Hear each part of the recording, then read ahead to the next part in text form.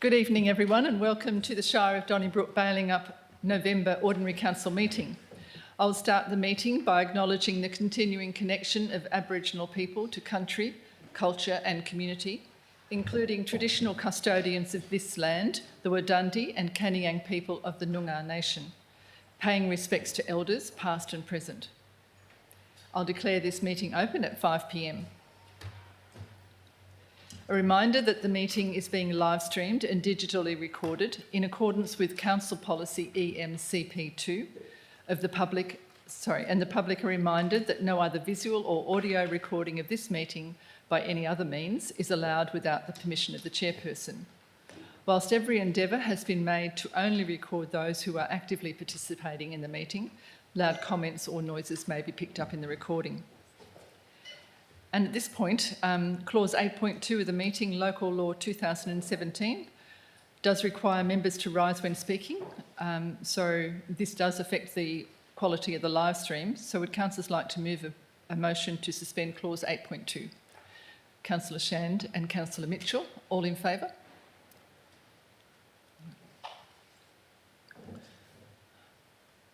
In attendance this evening, I'm Vivian McCarthy.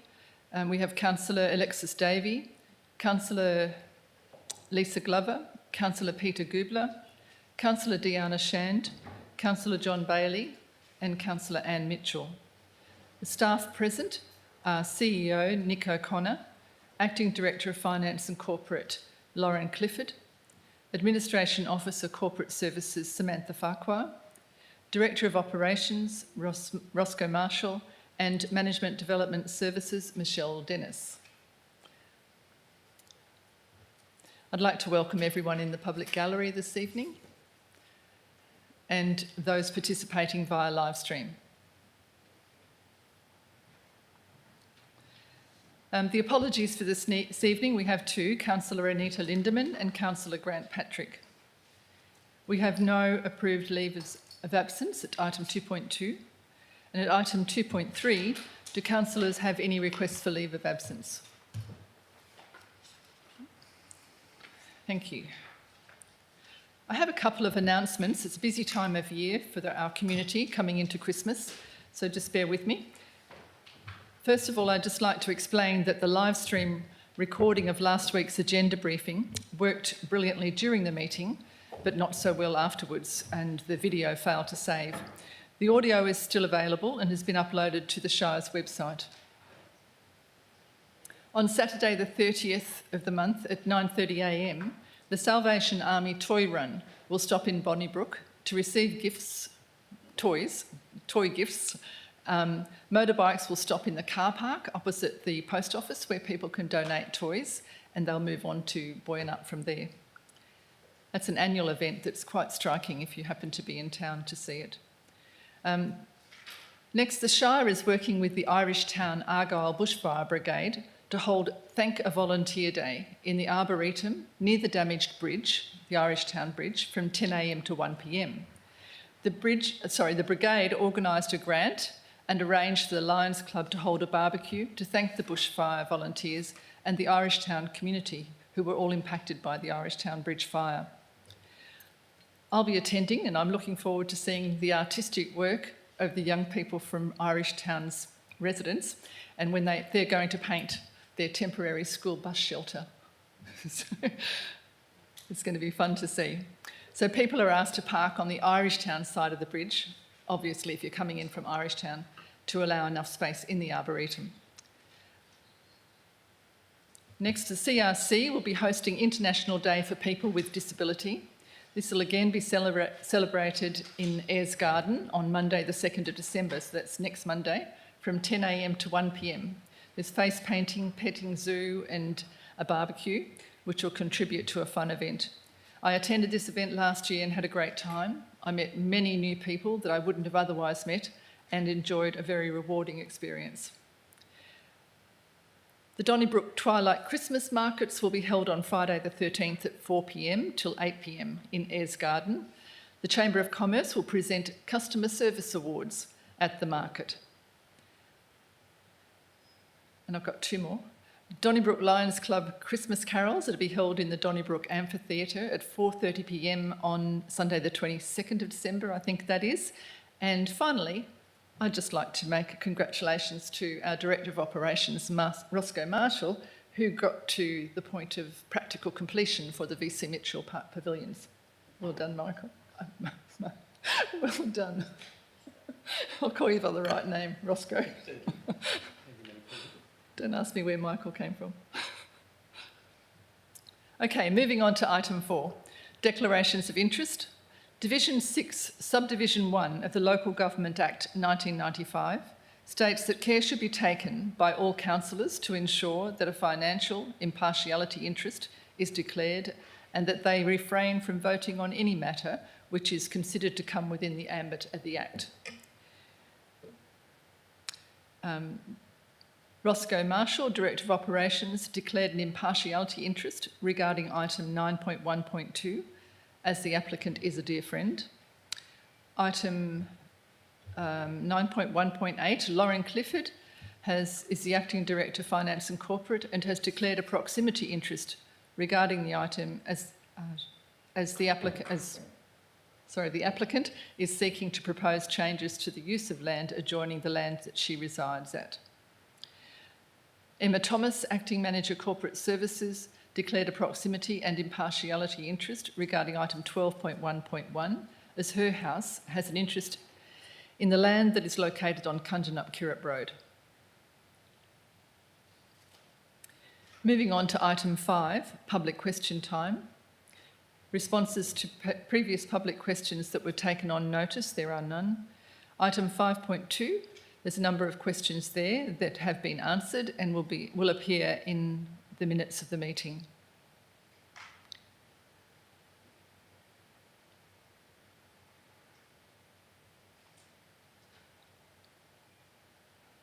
At item 6, presentations, item 6.1, a petition was received by Council at its September Ordinary Council meeting held on the 25th of September. The petition related to the change in fees to the hire of the Donnybrook Senior Room, and item 9.2.4 in tonight's agenda addresses the petition. Excuse me, Chair. Just in regards to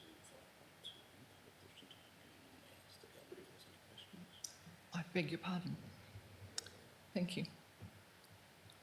Just moving back to item 5.2, public question time, as well as the questions that are there and will appear in the minutes. Are there any further questions coming from the gallery?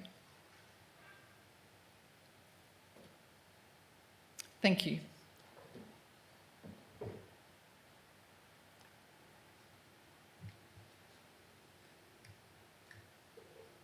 So moving back to item 6, and we're into item 6.2, presentations. And I believe David Wood has a presentation. No, David Wood? David Wood from LGS. Okay, thank you. We've got a couple of Davids here tonight.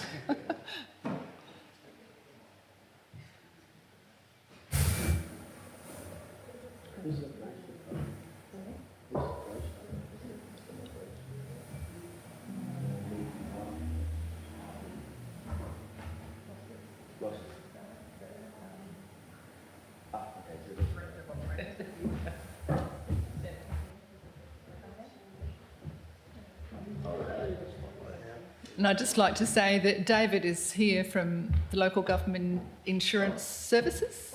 Yes, correct. Yes. Yeah. Thank you for letting me just pop in and say hi. And I'll keep it sweet and simple because you've got business to get on with. But just come here to give the Shire its award. It's the 3 Steps to Safety program, and so that's a positive direction. And so you get the award after a risk assessment was done by my colleagues in the sort of people risk team area. And tier 2, that's equivalent to a silver medal. Keep it simple. So it's in the right trajectory. So Well done. congratulations, and can be hung in the Shire offices somewhere. So.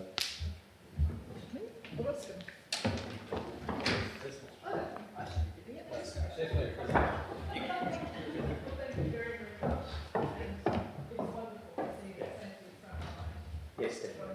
And it will help with the cost side figures and which I do in the insurance side of things. Yeah, yeah, great. Yes, excellent. Thank you. Well done Thanks, to guys. Sergio and to Ross Marsh and Acting Director of Finance Corporate, because that comes from the top down. Thanks. I'll get out of here. Thank you.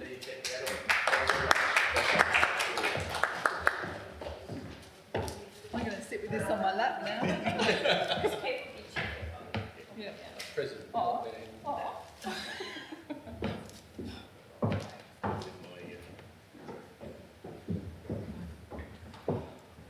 What an achievement. Well done.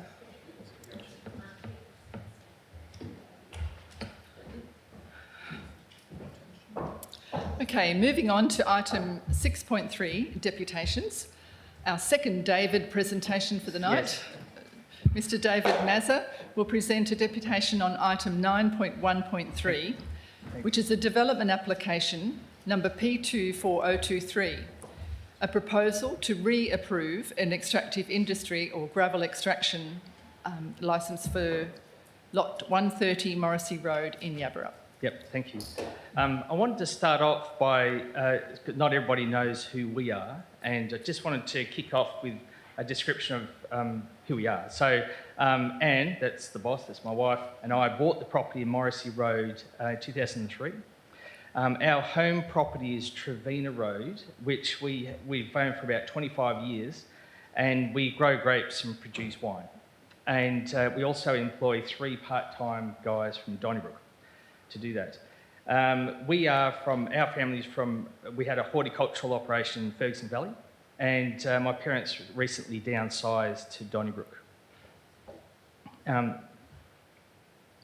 So this is probably a little bit early on, but this is the top of the gravel pit area. So it's 145 acres. The gravel pit area is actually 4.5 hectares.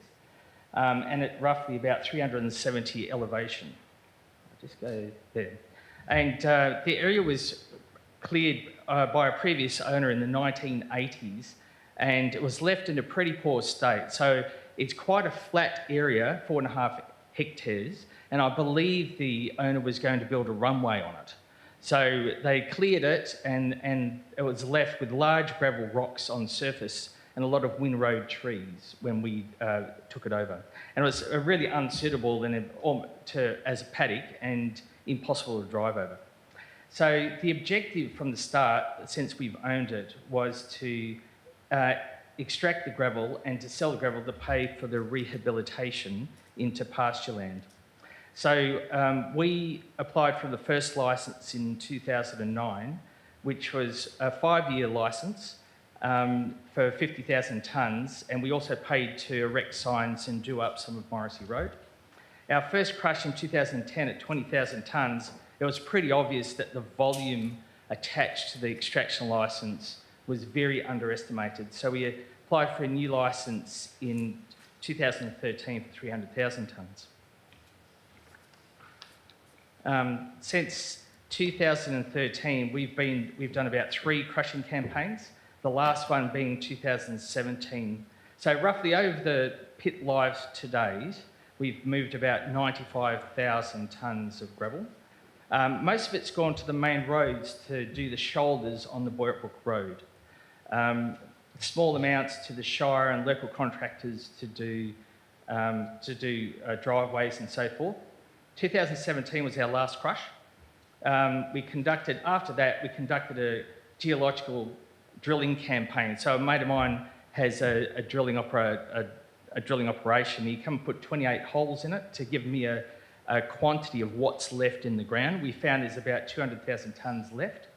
And currently now we're sitting on a situation where we have to do another crush, and the stockpiles have been depleted that we've done in 2017. So hence we've applied for a new licence. So I wanted to give you an idea of how we operate. So we operate as an independent gravel operation. So we don't use civil contractors, because a number of the mid-tiers come to see us about the resource, but we weren't really encouraged by the way that they're going to manage the site. So we do it ourselves. So we split the site into two cells. It's 4.5 hectares, two cells. There's a north cell and a south cell. And cell 1 on the north is still not exhausted. There was a lot more material than what we expected back in 2009. So we used a professional crushing contractor, and they come in with for about 20,000 tonnes in a campaign. We test it, and then we tender for jobs for the main roads and within the 20 or 30 kilometres of the pit, and also let the Shire know that the material's around. And obviously, Morrissey Road's not road train compliant, so usually it's semi-trailers for local work. And during the campaigns, we do grade and maintain Morrissey Road. And on occasion, we free issue material to the Shire to update it. So a couple of questions have come up along the way, and that is sealing the first 30, 40 metres of Morrissey Road. So originally, the Shire Operations Manager suggested to watch and monitor the intersection. So I've got a couple of emails on this, which I've forwarded to Cecilia. And then in 2015, when the main roads were doing a lot of the shoulder work, I had the main roads project manager there, and he suggested to seal the first 30, 40 metres at the end of the pit life so the trucks don't rip it up, and you leave a good entrance to Boytbrook Road.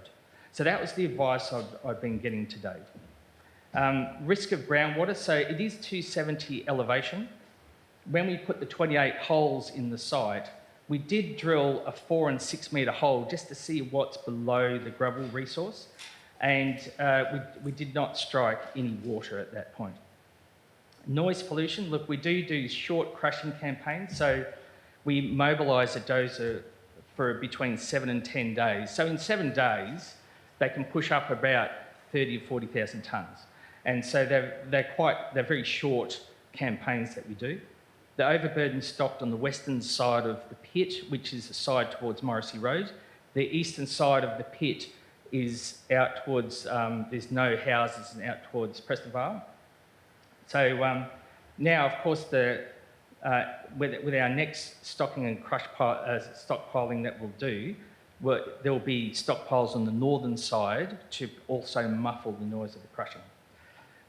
Morrissey Road, look, we have free issued gravel to the Shire in the past. I've agreed with Damien that we'll also free issue 500 tonnes to do the first 500 metres up of Morrissey Road for the 25-26 budget, which really needs some attention.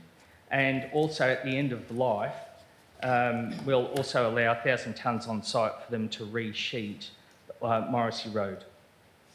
So that's the end of my presentation. One last thing I'd like to say is that through the process, Cecilia's done a really fantastic job of asking hard questions.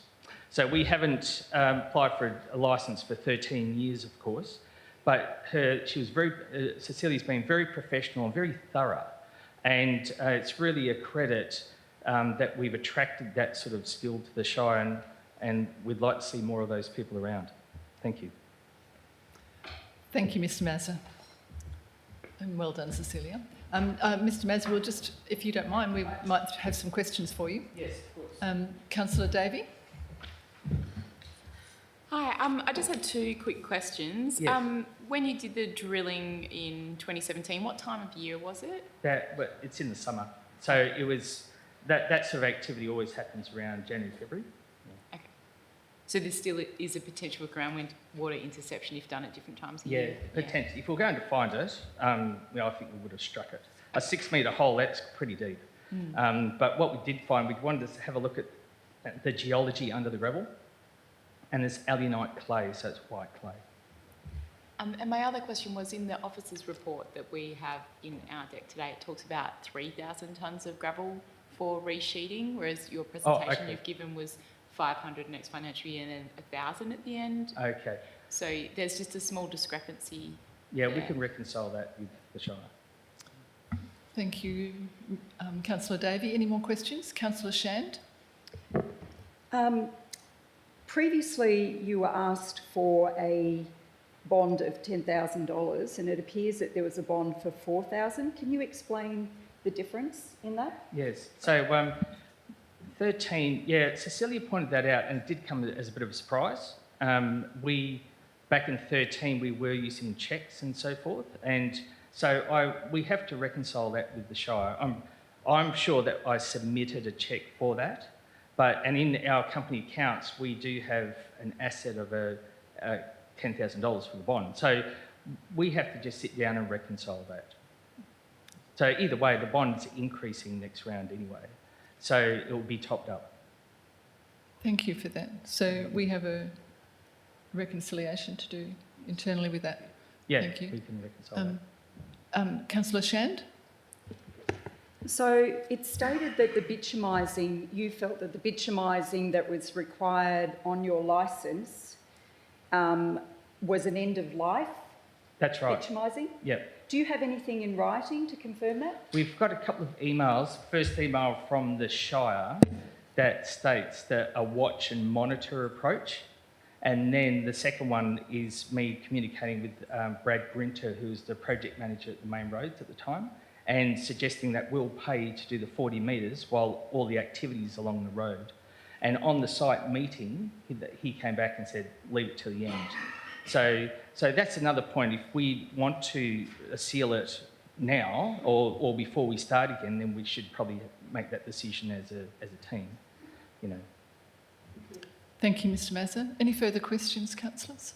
Can I just make a comment, please, Shire President? CEO? Probably just want to clarify, councillors, through you, Shire President, that should this matter be approved today and in the future, should council require any of the gravel from the pit, that any of the procurement that will be undertaken will be done through council's procurement policy, and any sort of, there'll be a competitive process in place and will all be done at arm's length. So I'd hate to think that there's any sort of implications that as a condition of the approval, council will there be some sort of commercial deal entered into. It'll all be done through the procurement policy, just to be very clear. Thank you, CEO O'Connor. Councillor Glover? Mr Mazza, thank you for your presentation and your kind words for our officers of the Shire, and I agree, they are very skilled. Very good. I just wanted to clarify, though, in the what appears to be the decision that we're making tonight, in one of the conditions that's there, is around the sealing of the road. Yep. And my understanding is the sealing of the road needs to happen prior to any extraction, or anything has to happen first. Is that what you're saying your understanding is, or are you saying that you'd like to still negotiate that? I'm confused with it. If Okay, you can so the clarify. advice, Thank you. that advice that I got from the Shire first off, from the operations guy at the time, Rick Miller. I've got that on email. So to say that it's a watch and monitor, and then because there was so much activity out there, we offered to pay for it with using the main roads, the Fulton Hogan. Project manager suggested to me that it's done at the end of life. You know, so that's what we've been running with to date. If we agree as a group that we need to seal it first, then we'll have to run with that. You know, so I'm not excluding that completely, but that's just the way we've been running with that advice. Thank you, Mr Mazza. Councillor Glover? Yeah, because as my understanding of the report that we have in front of us, one of the conditions is that that road will be sealed prior to Carting. Yes, Yeah. exactly. Yeah. And I guess the other point was that what you're saying, it was the end of life, well, then that other application is finished, closed, and the road's still not sealed. So that was just one point. But my other point is that having driven on Morrissey Road myself, Yes. I guess my concerns are around the safety of other road users while the trucks are on that road. Yes. Now, I can hear that your intention is to make the road good, but I guess trucks and cars on a narrow road I would just say dangerous. I don't know. There would probably be a better word for that, but I see it as being quite dangerous. Now, I understand that also there was maybe in the conditions about a text message to the residents on That's what I've been road. doing. That's what I've been doing when we do a significant cart. I let the neighbours know. I let everybody know. That's a So courtesy thing. yeah. Councillor Well, Glover, oh, question by question through the chair. And- it's still the same one. Through the chair, may I please continue with my question with that? That's all, please. Yeah, and Thank make you. sure the question's not discussion.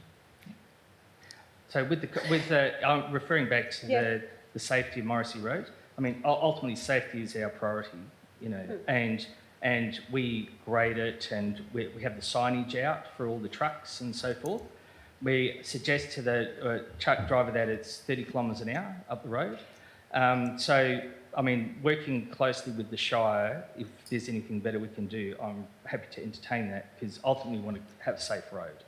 You know. Thank you, Mr. Sorry, Mazza.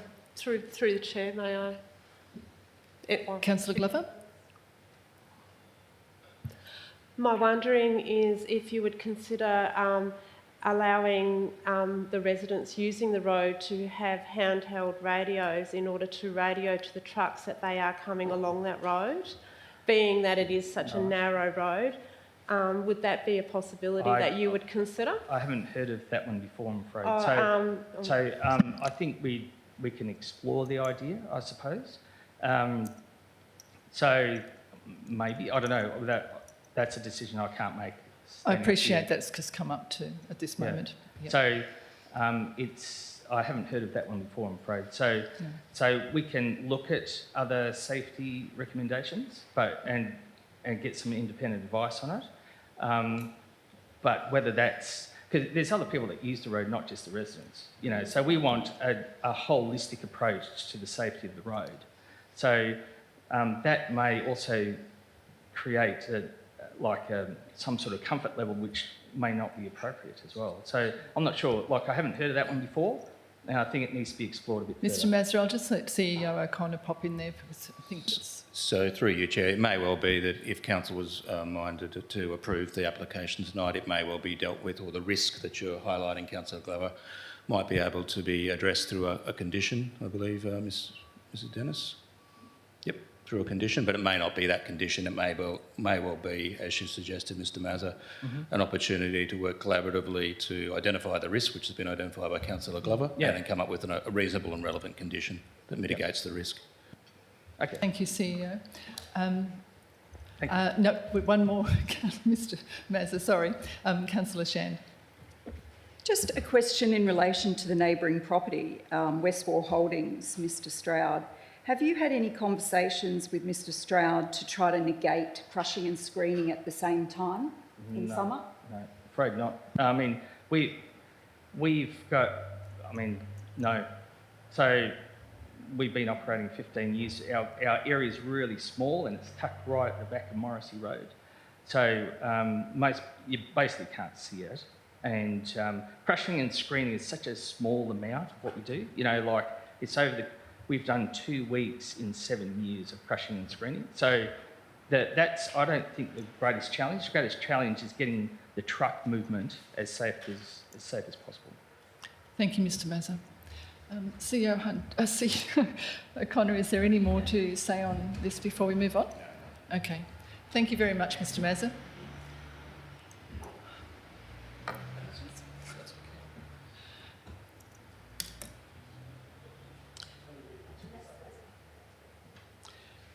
Our second deputation tonight is Ms Scafidi, presenting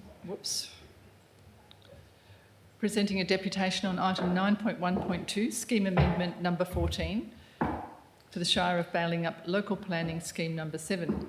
Thank you, Ms. Will I call you Miss or Mrs Scafidi? It's Mrs. Yeah, Mrs. Scafidi. Can I just ask which button you use? Because I'm not sure. The dark one. The one in the middle? Okay, thank you.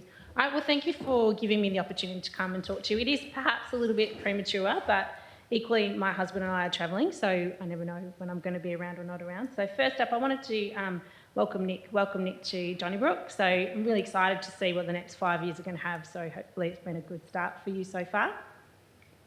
So this is a bit of a short history. I definitely won't labour on anything in particular, but I thought it was a good opportunity to give the councillors a bit of a history around this property. There is a fair amount of history and a fair amount of change around this property. Essentially, it's a legacy site. Sorry, that looks a bit small. It is a legacy site from, it's been around for a long time. This area has been developed as one of the last lots to be developed. There was a developer back in 2020 who did a final submission. They spent significant money getting to where they got to. It was recommended by council at that time, but the submission that we're proposing to put forward is significantly different. The developers actually withdrew that submission, and so West Australian Planning Commission closed it out with the notation of the inability to meet the bushfire management regulations. So that's not untrue, but it just got too hard for them in the end. We acquired the property in 22. So just after that, the Shire changed their position from 1 hectare to 2 hectares. Totally fine. Understand that there's, you know, a high intensity of bush around this area. Makes sense. No dispute with that. But what that did do is it made that submission from 2020 unviable. Once you build a road through the middle, the infrastructure in the area is not necessarily new, it becomes unviable. In 23, I'm a real person who looks for solutions. You can labour on the problem as much as you like, but you've got to look for solutions. So in doing that, we spent significant time with main roads. I have to say, main roads often get tarred as being the bad wolf, but the gentleman that I worked with was sensational, extremely helpful, insightful, did everything we could, but at the end of the day, I'm not going to be able to satisfy what main roads want to have, and you'll see why soon. Department of Planning, lots of solutions again, so we have solutions for the area. We spent time with FISA in Perth. We've discussed with several Shire planners, because you've had different Shire planners during that time frame. We've also considered native title matters, and our neighbours.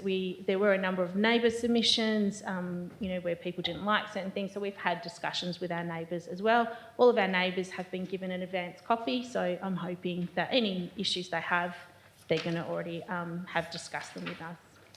So the challenge for today, it hasn't changed. It is coming up with a suitable secondary access that satisfies everybody. So the Shire's local draft scheme, you've acknowledged this. You've already acknowledged that this property is tricky. And if you draw your attention to item 2, which this is directly from your local planning scheme, the secondary access cannot be achieved. The Shire can consider a reduced lot yield and approval with Department of Planning, Land and Heritage and consultation with DFAS. So no one's going to be able to solve this. It has to go almost to a higher authority from that perspective. So in this submission, look, this is a rezoning submission. It's not a subdivision application, but we just want to highlight, we have investigated lots of different emergency access ways.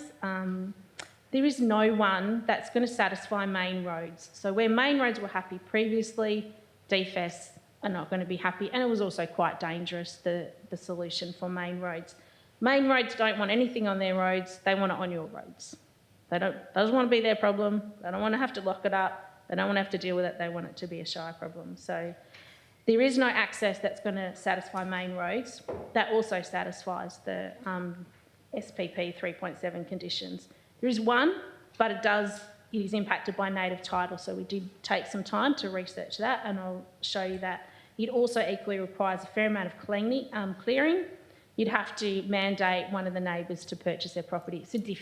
It's a hard job to do. So this is the area. Again, there's not a lot that's new from back in 2020. If you can see, there's a bit of a yellow L, funny L, and there's a white line in the middle. Can everyone see between the red? Do I have a pointer? I'm sorry. Oh, it's just there, right there. See that line? That is the line that we were investigating to see if we could perhaps build a road. There's a property in front of that.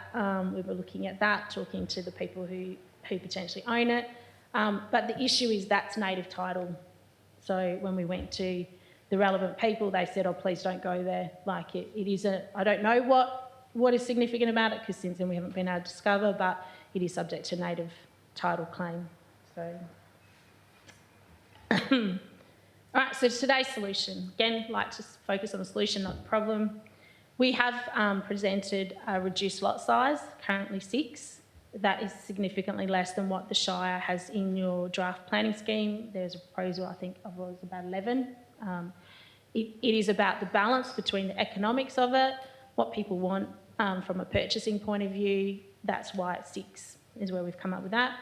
Look, again, focused on community, lots of benefits. There's 2 internal emergency access ways that we're proposing. Generally, these internal access ways, they're not emergency access ways that vet to the Shire. So these are things that those people who own those properties, it becomes a caveat on their property to manage. Our preference, I'll take that back. We believe that the better solution for the community is a 50,000 litre strategic tank. If the fireys don't want that, doesn't have to be that solution, in preference to individual tanks on each individual property. But that is something we believe is probably advantageous for the community. Completing Marshall Road, it's been gravel forever and a day. It's right on the edge of the bush. Completing that road will deliver benefits to the community. This proposal that we're putting forward has a significantly lower environmental impact in 2020. So one of the concerns that the community had was the number of trees that may or may not have to be pulled down. If you flick back to the picture of the actual property, it is pretty well cleared anyway, but no one likes to see any tree cleared that doesn't need to be cleared. This one will have a lot less, and the building envelopes can be strategically placed to avoid that. Equally, environmentally, the red and black cockatoos, they come to visit the property, they might have a bit of lunch, but they don't live there. They live in the neighbouring forest. So effectively, really want to encourage the Shire to take their own advice and allow the Department of Planning, Lands and Heritage, in conjunction with FISA, to agree on the final solution. Main Roads will come back with, we don't like this solution. So, I can't fix that, but I believe that Main Roads are the ones who pointed out to us that this is a legacy site. This is really not their problem. It is someone else who needs to solve this problem. I think that's a very mature and wise outcome for them to come forward. So I am a bit defensive of Main Roads because I think they probably got a bit of a raw deal in this. So this is the proposal that we're putting forward. It's cleaner, it's neat, it is a different lifestyle, so you're probably talking more horsey people. You can't run cattle on this property because there's too many neighbouring dogs, so it's not a cattle place. So it is quite simple. And I just want to say thank you for your consideration, and thank you to the Shire Office for their role in helping us to submit this in general. Thank you very much. Do councillors have any questions for Ms Scafidi before she steps down? No? CEO O'Connor? Nothing? Thank you very much. The third presentation this evening is from Pasan Tenakun. Am I pronouncing that correctly? Yes. Thank you. It's presenting a deputation to Council in relation to item 9.1.4 for the Bliss Festival 2025 event application. Thank you. Yeah, thank you. So firstly, thank you all the honourable councillors to inviting us over here, and it's good for us to be able to present all the conditions that we've been going through to ensure a safe event for Blissfest. Hang on, I'll just check the dark button right. Cool, so I'm Pasan, so I have my business partner with me, Pete, and also Mark, who is the owner of the property that we're proposing to run Blissfest at. So let's go there. So welcome introductions. Blissfest is a festival focused on daytime workshops, water activities, as you can see from the picture from one of the previous years. So because of the heavy water factor, we tend to be a summertime festival, and because of running it in summer, the Shire officers have raised some pretty valid concerns around the safety risk associated with bushfire emergencies. So with this presentation, I'd like to outline some of the fire safety plans that we've used at Blissfest for the past 3 years, which we've run at Mark's property since 2019, I believe, and also some additional safety factors that we are proposing to implement for 2025 to alleviate some of these valid concerns. So, yep, like I said before, Blissfest has run for 3 years successfully, very delightful. There's been no incidents or no complaints coming from that. We've had comprehensive fire safety risk assessment that have conducted, and we've improved iteratively over the last 3 years as well. So specific concerns that have been raised and we've faced in the past are the hot and dry weather conditions in January, total fire bans, harvest bans, potential fire hazards associated with the festival, for example, cooking electrical equipment and temporary structures, and also, of course, the proximity to bushland with a high fuel load. So some of the proactive prevention that we've implemented in previous years is a very strict no open flames policy. And we do this by obviously having a complete ban on cooking equipment outside of the centralised commercial kitchen, which, you know, you can see that we have large portions that we serve out to all the festival goers, which is very different to most festivals of that type. So everything is centralised food-wise. Staffed by professional chefs, so there's no incentive for any participants to cook in their campsite. All grass is very well reticulated. As you can see in the background, it's quite green. Mark does a very good job of reticulating it and also cutting the grass very short in all the camping areas and festival areas. And a lot of this information is communicated to ticket holders prior to the event and also confirmed at gate. And all electrical equipment that we use as well is tested and tagged, and there's adequate spacing between all the stages to prevent fire spread, as well as the double fire break that Mark has installed around his property. And I've also highlighted in red for the rest of this presentation some of the new factors that we're going to be implementing or we're proposing to implement for the coming year, and that is the engagement of a professional firefighting service consultant known as WFI, which I've worked in the past in some of the larger scale, like 3,000 to 4,000 person events that I've run in previous years, not Blissfest, a different one. So equipped for safety, we have abundant fire extinguishers placed strategically throughout the premise. So there's at least one at every stage or any temporary structure. There's also multiple extinguishers installed in the campground and the car park. And we have clearly marked fire blankets and food preparation areas as well. Mark also has a 1,000 litre fire hydrant, ute mounted, the farm firefighting vehicle. But this year, with the engagement of a private firefighting force, we will also be acquiring 2 response fire tenders as well, and these contain fire hose reels with lay flare, as well as an adjustable nozzle as well. So this is some pretty high tier equipment that we're planning on engaging for specifically to alleviate the high fuel load concerns. So we're also keeping our attendees informed around the fire safety practices. So we have clear signage throughout the festival, evacuation routes, mounted points, and fire extinguishers are all signed. PA announcements are possible for all areas of the festival ground because we do have mobile speaker systems that we can deploy at any minute as well, not just the ones that are on the stages. And fire safety tips, evacuation maps and the like will be emailed out to all festival ticket holders prior to the event. So these are a quick, like a map of the fire safety, so it indicates where all the fire hydrant and where the fire hydrant is placed and the fire extinguishers are based around the festival grounds.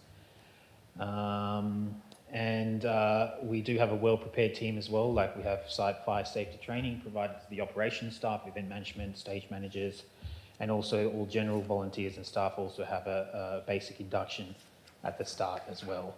We also have an equipped first aid tent with trained medical volunteers. So these are people who are usually nurses or doctors in their day jobs who come to volunteer at our festival. And again, this year we're planning on engaging the WA Fire, a small private firefighting force of 4 career firefighters. So these are firefighters during like their day job, but on their off time they work for this private fire contractor organisation.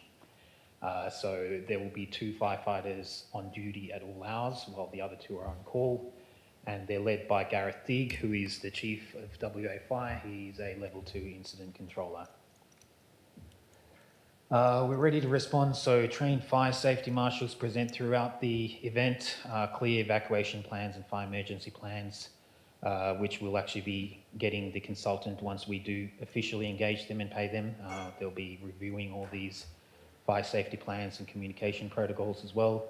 I know there have been some concerns around the communications of the site.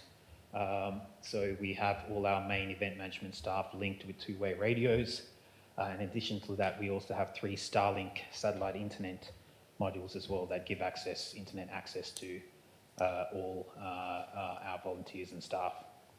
And in addition to that, we're proposing that the WA Chief Fire Warden will be constantly monitoring the emergency channels, and will take control of the event in the event that there is a local emergency in the bushlands. So we do have a natural fire break, of course, the dam, which, you know, as you can see, is often heavily used in the event. So the main event area is actually between the dam and South Western Highway, with the state forest to the north side of it. So we are, and there are 2 evacuation exits on site at Mark's property, and we're working with Mark and WFI to identify 2 other exits. As you can see here, you have the 2 exits on the 2 exits sort of there and there. And then we are also identifying a route here that you can go through the neighbouring property to exit onto the road. Similarly, one on the south property border as well. So we've got 2 responses to our questions that were at question time, which I've also sent through to the Chief Fire Warden as well, and together we've come up with some further safeguards to basically handle the 2 instances that were proposed. So one is around the risk to patrons if the surrounding environment is constrained in the event of a bushfire in the state forest.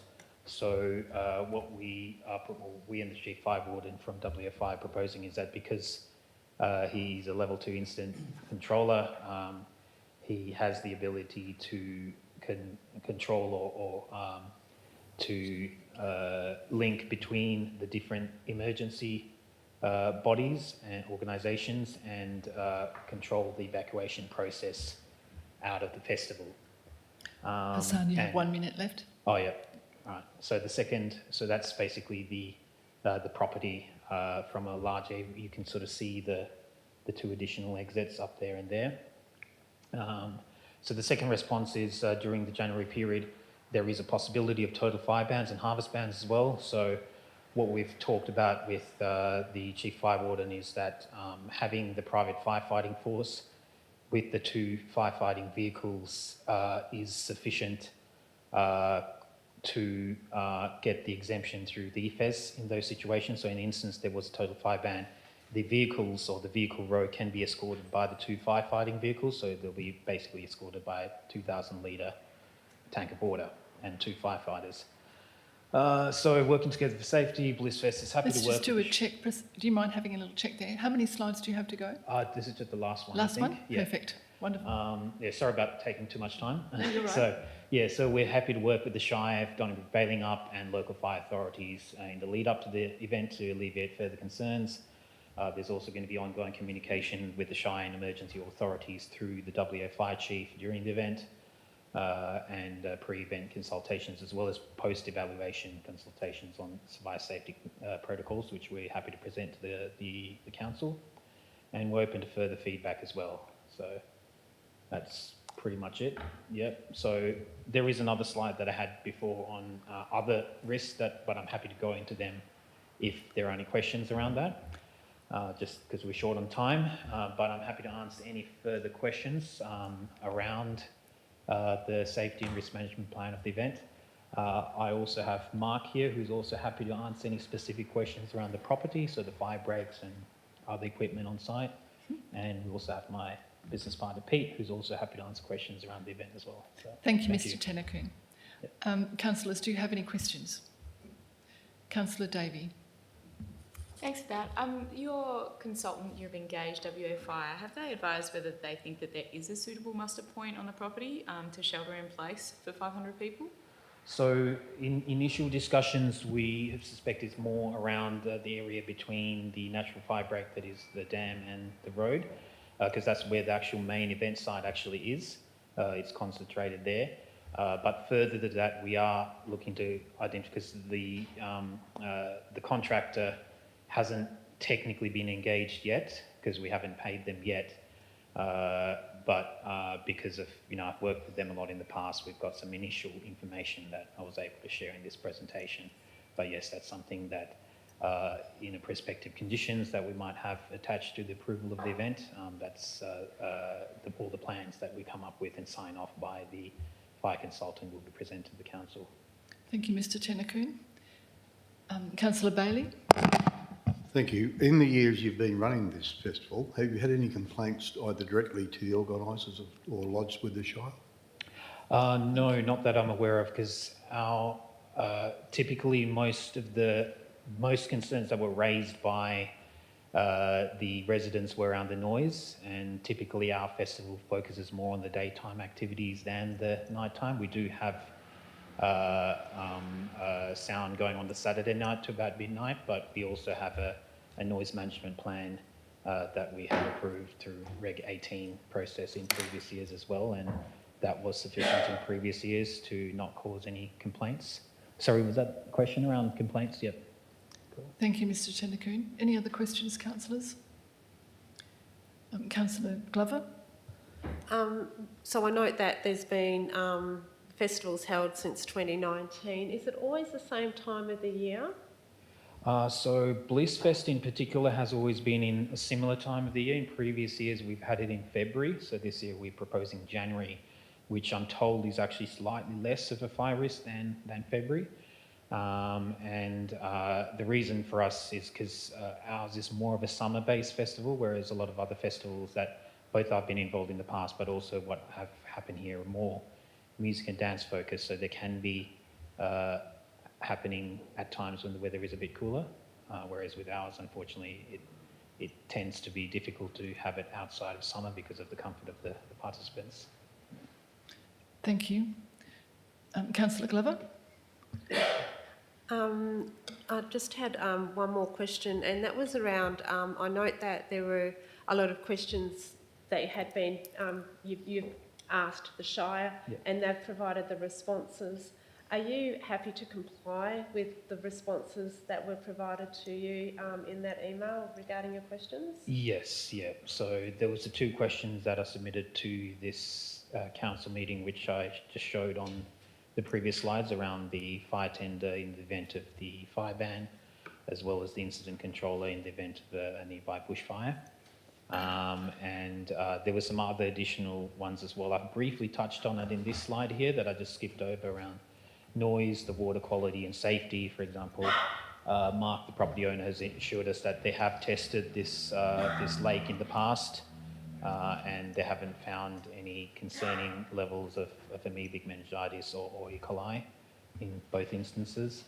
And also stuff around the safety of the inflatable water structures that we use, as well as traffic management as well, because there is quite a bit of tracks inside the property that we can extend the queue into so that there's no queuing on the main road.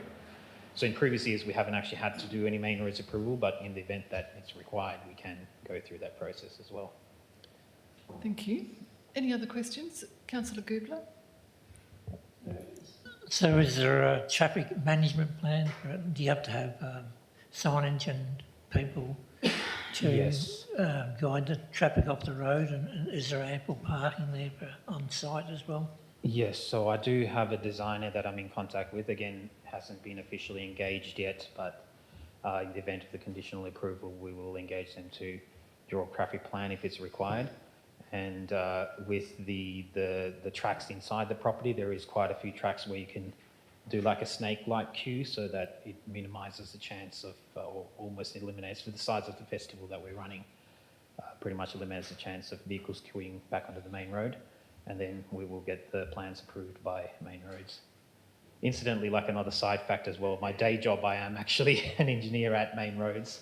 Don't hate me. Sometimes we do get along with LGAs.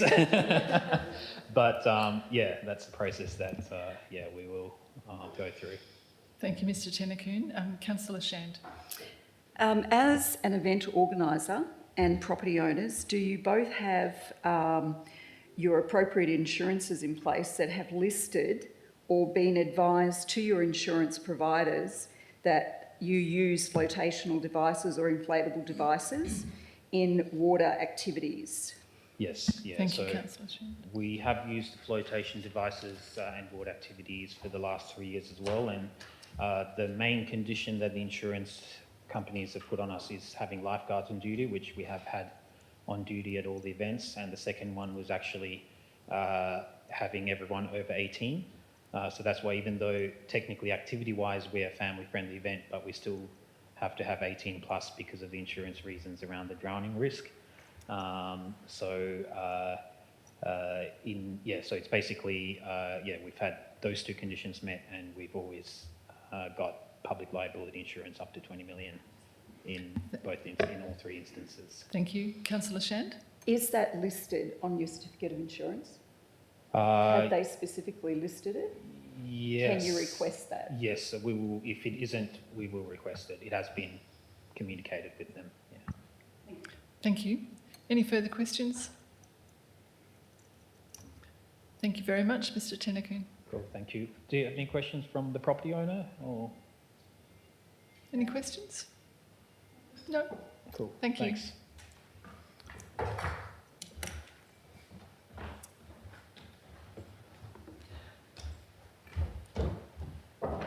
Thank you to all those presenters.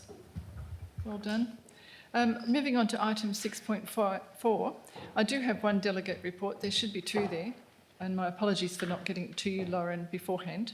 But Councillor Anita Lindeman has attended the 2025 Australian of the Year Awards for Western Australia and sent through her report via email to all councillors, but I'll just read it out here. The event was held on the 12th of November at Government House, and Councillor Lindeman attended on my behalf. To be in a room, she says, in which every person is aspiring to be better and to do more, to contribute to their community, to help others, to serve selflessly and to be part of the greater good was a privilege. To just be among some of the best of humanity is to experience renewed hope, to reignite your own sense of purpose, and to also feel humbled as you listen to the stories of these amazing people from WA, whom you never knew about. The overall winners were Diane and Ian Haggerty, who are agricultural pioneers. They restore the landscape ecology, produce optimum health and food grown in soil with diverse microbiomes. They have replaced synthetic fertilisers with natural fertility processes. They have attracted global recognition and are invited to present at international conferences while supporting their local farmers on their journey. Other amazing people included Brother Thomas, who founded Wheelchairs for Kids. He has made over 60,000 wheelchairs and shipped these to over 80 countries. He started this work by gathering old bikes from the local tip. Dr. Jacinta Vu, founder of Healing Smiles, provides a free service for women fleeing domestic violence, delivering dentistry and oral health and assisting with their confidence and dignity. These are just a few of the nominees, but there were past recipients in attendance, and all were still pursuing their life's work of service quietly. At next month's meeting, Councillor Lindeman and I will both present on the second report that should have been due tonight, but we'll do it at next month's meeting.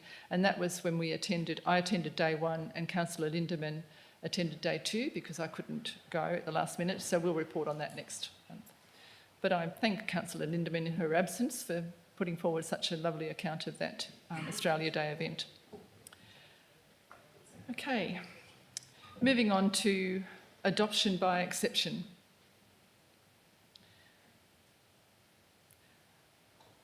Now, councillors, we can move a motion. I'll just read out the items that will be adopted from the agenda by exception. Item 7.1, our ordinary council minutes of the meeting held on the 23rd of October 2024. At 8.1, the Bushfire Advisory Committee meeting that was held on the 23rd of October 24, those minutes. At item 9.1.1, a report from the Director of Operations on Lot 176 for a fire break order cost recovery. At item 9.1.2, a scheme amendment number 14 to the Shire of Donnybrook Bailing Up Local Planning Scheme number 7. At item 9.1.5, adoption of Council Policy COMD/CP6 for events. At item 9.1.8, a temporary accommodation request at 115 Palmer Street in Donnybrook. At item 9.2.1, the schedule of accounts paid as at the 31st of October 2024.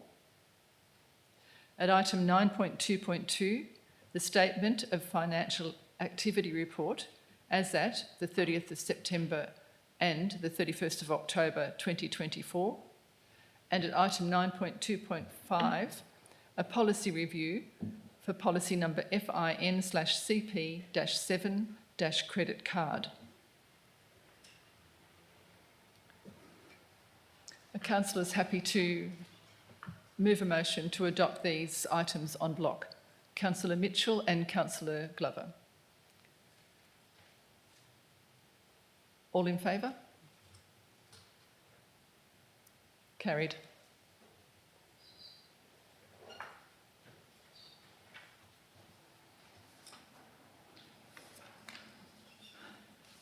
At item 7, confirmation of minutes. Sorry, we've just done that en bloc.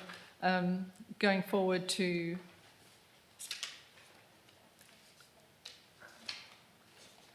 item 9, reports of officers, and 9.1, Director of Operations.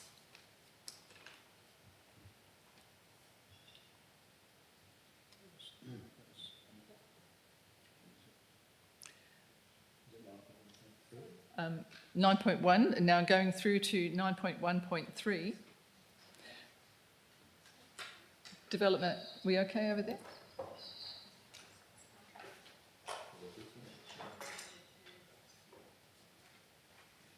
At item 9.1.3, development application P24023, proposal to reapprove extractive industry, gravel extraction, Lot 130, Morrissey Road, Yabberup.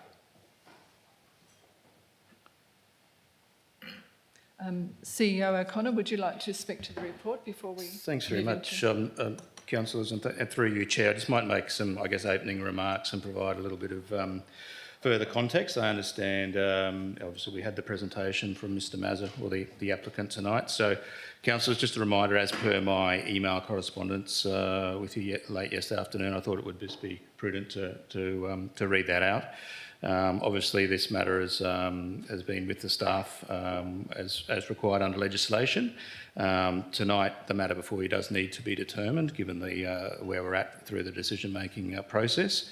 So I guess the options more broadly for you tonight is obviously to approve the DA with the conditions as per the officer's recommendation in the report.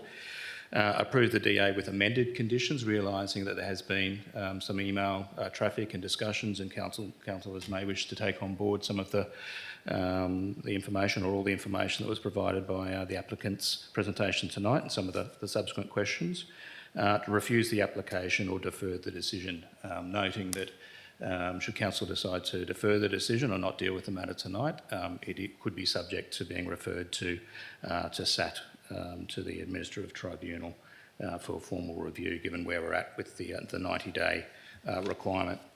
I guess I might just segue on to some other matters. Obviously, the matter before you tonight is for reapproval, as per Mr Mazza's presentation. I guess the fact that it is a reapproval provides an assessment of the application and proposed conditions to be assessed through, I guess, the current planning legislation, realising that, I guess, the previous development application was approved some 15 years ago, I believe, Mrs Dennis. Yep.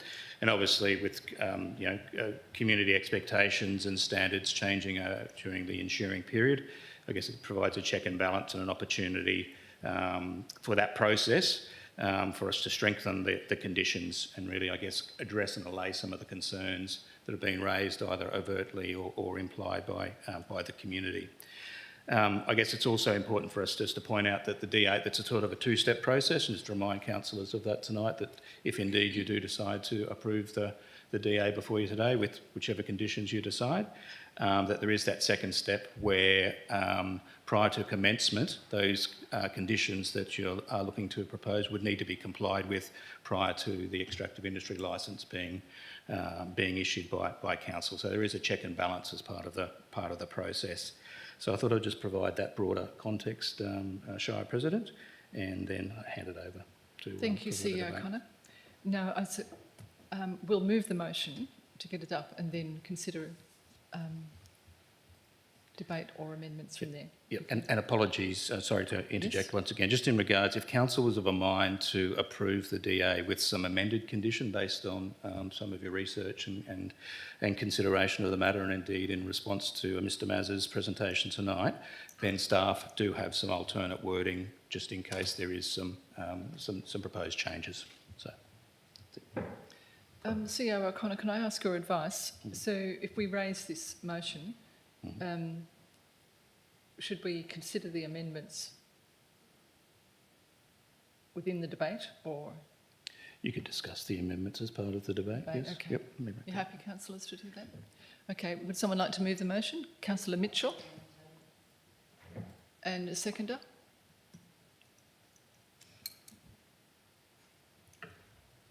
That's myself. Yes. Yep. Councillor Mitchell.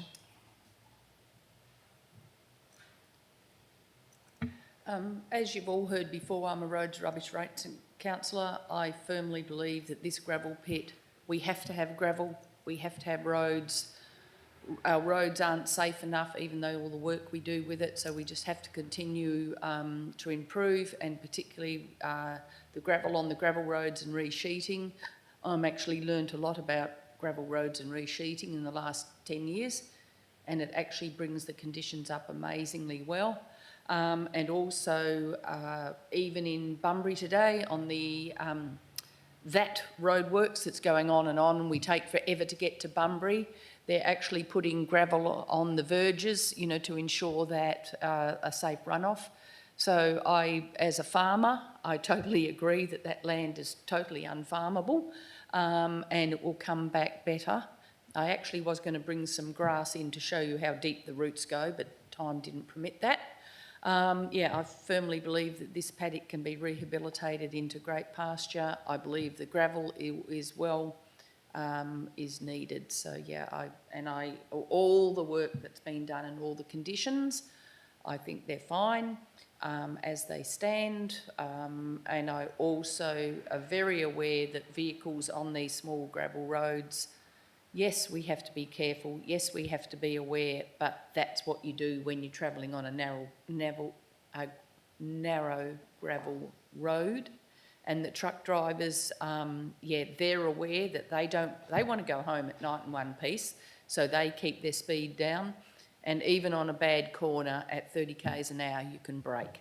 So, a car should be aware that they need to be looking around the corners before they get there.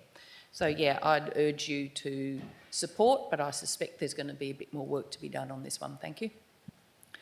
Thank you, Councillor Mitchell. I will reserve speaking and just open it up to other councillors to speak for or against. Councillor Shand?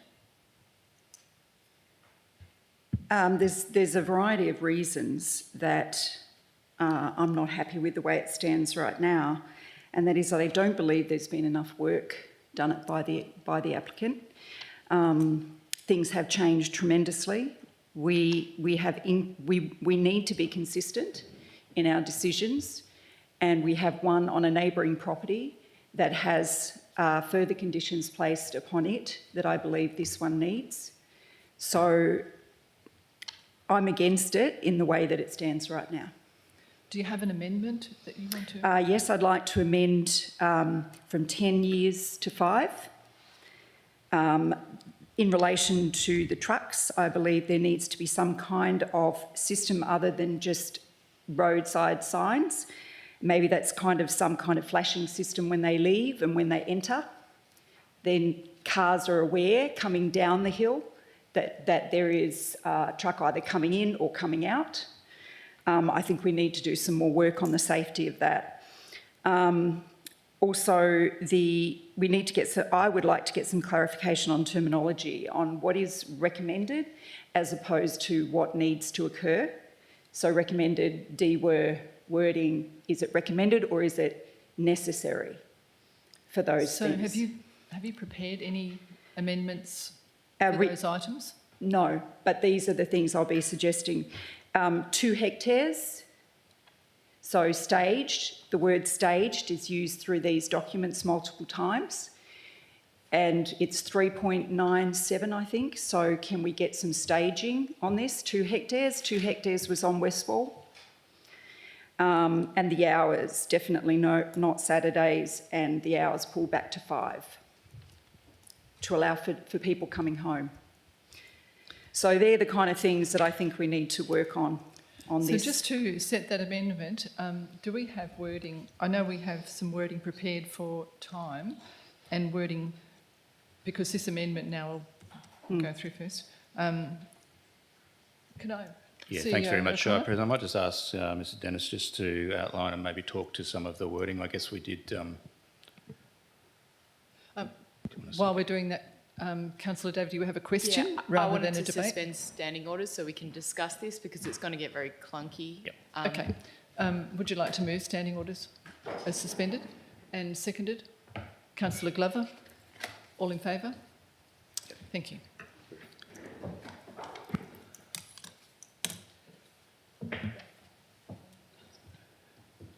So through you, Chair, yes, obviously there was, as per the discussion at the agenda briefing, staff have come up with a set of proposed conditions. We understand, though, that there have been a number of emails, a number of matters that have been raised, some today and some via email and phone discussion.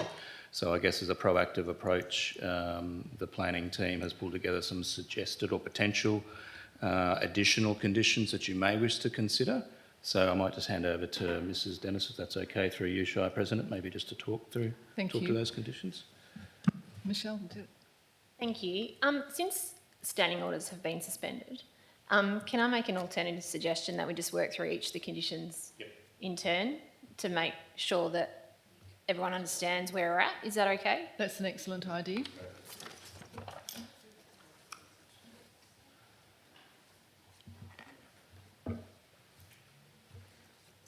So taking on board what Councillor Shan mentioned, you'd like number 1 to be modified from 10 years to 5 years. How do we need to do this from a motion? Do you just want an alternate? Can Sam cut and paste?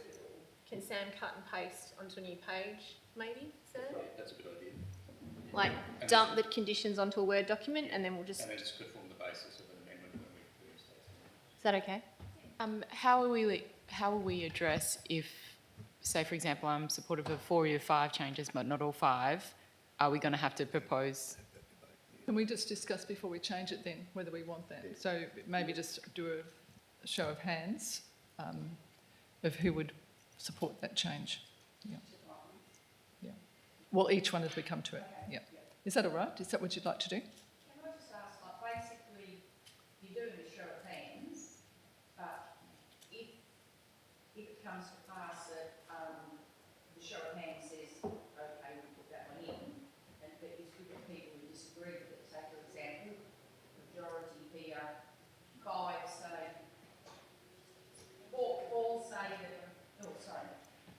Yeah, 4 people say, yes, we'll go with 5 years, and what have we got, 3 that don't, then you've got the amendment as it stands. But I'm hearing what you're saying is that each one you sort of got to vote on, but it's too huge to even go there. So, yeah, I've got reservations, but go with it, see how we See go. how it goes? Any suggestions to do it another way? I think procedurally, and I'm happy to be corrected, but yeah, in the event that In the event that you agree here, and then that when the amendment is formally put, that if the amendment goes down, and not everyone's comfortable with all the proposed changes, then the amendment will need to then lapse, and then a new amendment will have to go up, and then you just have to work iteratively through the process. It could be a long. Thank you. I can see what could happen. Right, so, Ms Dennis, we're to the 5-year point, so who would be in favour of an amendment that reads 5 years? Okay, so we'll leave that one out. So the second condition is to recognise the applicant's remaining stockpile, remaining testing. So that's just in response to their application. Everyone? Sorry, are you talking about number 2? Yeah, number 2. Could we just talk about the ones that Councillor Shand raised rather Okay. than every Yeah, individual? sure. The next one was around trucks and roadside safety, roadside sign flashing or something like that. So Vehicular movements. vehicular movements, okay. So we did put together a suggested condition that is along the lines of a traffic management plan because it would only be relevant during the cartage times. So it's not about saying things like flashing lights, that could form the basis of a traffic management plan, but actually asking for a traffic management plan, which isn't, how did Damien put it? It's not common practice because there is temporary signage that's generally put out anyway, and it's intended that people don't take it for granted that they're not out all the time. You only put them out when you're doing it. So that tends to happen in practice. But actually formalising a traffic management plan might be something that would deal with that, perhaps. May I ask, are we talking about condition 24? Is that what we've jumped to 24? Is that I correct? think it would be an additional condition. So Oh, it'd be an 24 additional condition. Sorry, Yeah. yeah. Okay. 24 is just identifying that it's a truck. There's potentially a truck, or you might want to replace 24 with a traffic management plan for the times when that is. But I'm pretty sure Main Roads also requested some signage around trucks as like general warning signs, the yellow ones with a truck on it, I think. Would that be entering onto the Donnybrook Boyup Road, that one, as well as onto the Yes. Morrissey Road? Yes. Yep. Can I just? Oh, sorry. We'll just deal with that one first. So, Just trying to find. Sam, I sent you the wording for that. Have you got that on the screen? For the traffic management, the suggested wording. We can pull up that suggested wording and councillors can just have a... So could we have that suggested wording instead of number 24 rather than having signage in the traffic management plan and signage in a separate condition? That sounds very practical. So I think that my point comes under 24 as well, and from the advice that I got from, am I okay to keep talking, President? sorry? Oh, sorry, I thought you were telling me to stop, that's all, sorry. The advice that I got from someone in this business was that on a trucking route which happened on Mandalay Road. I will stop you there, not for any other reason than to ask the gallery to be a little quiet, thank you. That noise is covering down here and it's distracting the councillors. Thank you. Sorry, Lisa. Okay. From a recent cartage route, which was on Mandalay Road, what they did do with the residents on that road who lived on that road, be it west or east of the cartage, they did give them handheld radios because they noted that the road was dangerous. And the reason for the handheld radios was so that the trucks would know that a person was driving down that road, the trucks would hear it, and if they're in the event of something actually happening, it's actually recorded in the trucks because the trucks all have cameras as well, and it was just such an added safety feature for the residents on that road. And I understand that the applicant in this case doesn't know about that, but it was a road just further up there that they actually did that. It wasn't too expensive to the applicant as well, but it was just a safety feature for all the people on that road to have that to say, I'm heading east on this road, I'm there now, and then the trucks would know. Thank you. Councillor Davey. I'd just be a little bit hesitant to put that level of detail in, given that by going through the traffic management plan process, they may identify that there are other risk mitigation measures that achieve the same outcome. So I think it's good to give that context, but the level of specificity may actually be overreaching in this case. That would be my concern. CEO O'Connor. I was just going to say, sorry. So, councillors, there's some suggested wording as provided by Ms Dennis. So that talks about, the traffic management plan, traffic guidance scheme. I can't take any credit. We do that for events. So it's a standing condition that we apply to events. So we would say, just so I'm clear, we'll be looking at substituting that one for condition 24, yeah? Around vehicular movements. That may include radios. Yeah, so both of those points. Yeah. Councillor Mitchell. May I ask, with a formal traffic management plan, what are the costs? Who can develop them? I just can't recall whether they're a formal require, whether they formally have to be someone with a certain skill set to do them. I'm sorry, I can't recall. Obviously, Stan, Oh, sorry. I can answer. Thank you. Look, because it's going onto a main road, definitely have to be accredited and definitely has to be approved by Main Roads. You have to be licensed to develop the traffic management plan. The cost does vary a lot. Like we've just had some quotes for some of the events actually that the President mentioned earlier, along the highway, and they range from about $900 to about $1,400. I would say this sort of campaign probably going to be up around more like $4,000 or $5,000. Yeah, if I was to estimate, I would allow a budget of about that. And obviously, I think really important thing is that you only want the traffic management campaign active when the extraction is active. When they're extracting. Because people get so used to seeing the signs out, we don't see them. Yeah. Yep. Thank you. Any other comments around this amendment, this change? I won't call it an amendment until it is this change. When you've had a read of it, we'll say who would like that changed and who. So we'll go with who wants that change first.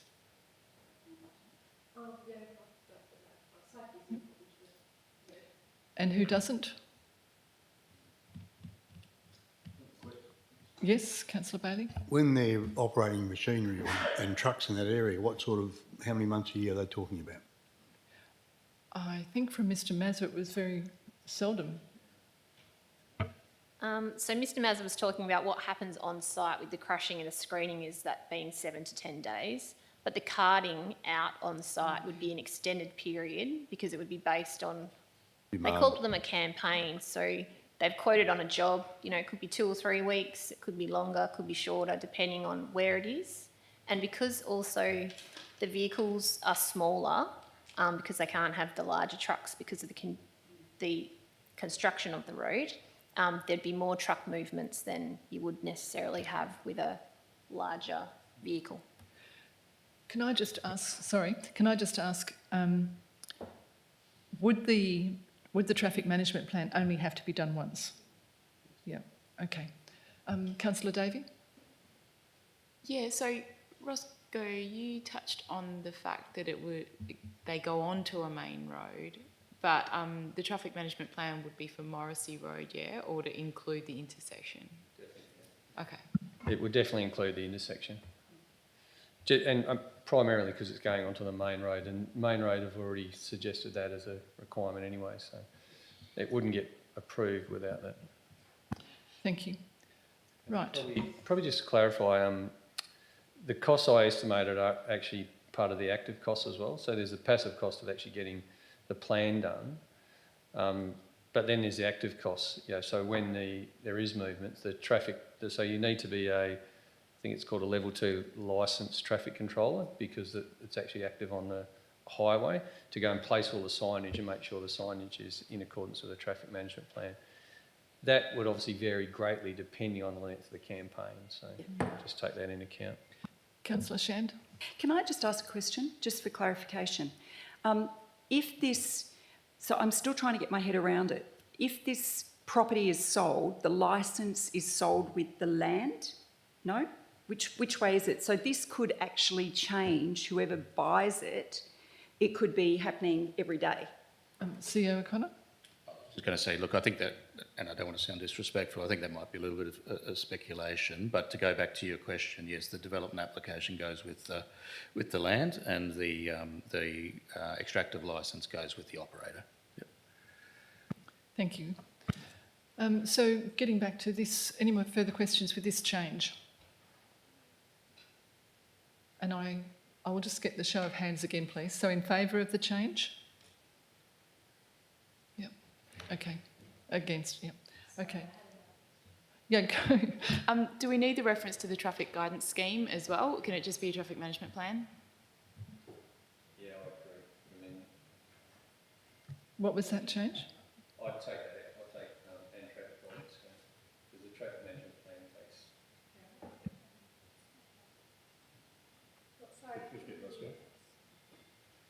Which section are we deleting? Delete after, so you got read traffic management plan in brackets TMP, and then after that, sorry, leave that there, and then after that, take out, so after that, so start at the and. Yep. And Yep. traffic guidance scheme. Yeah, and there, yeah, stop and delete. Are we still okay with that? Yes, okay. Right. The next item that Councillor Shand raised. Sorry, it's the one before operating hours. Yep, operating hours. Sam, could you bring up the changes for the operating hours, please? Is this something we prepared earlier? Here's something we prepared earlier.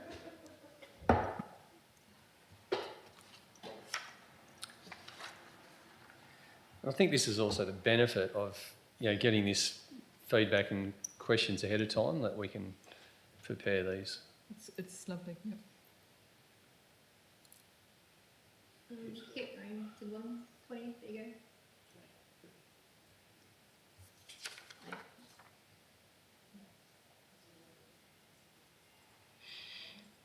But I think Councillor Shand wanted 6 o'clock changed to 5 p.m. No, 7. No. 7, yes, 7 to 5. Yeah, again, that was just to allow for people who are coming home. And also because the neighbouring property is limited hours as well. Yeah.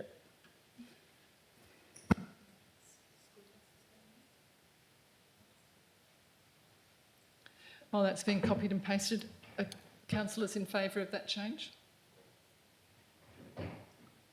Councillors against? Thank you.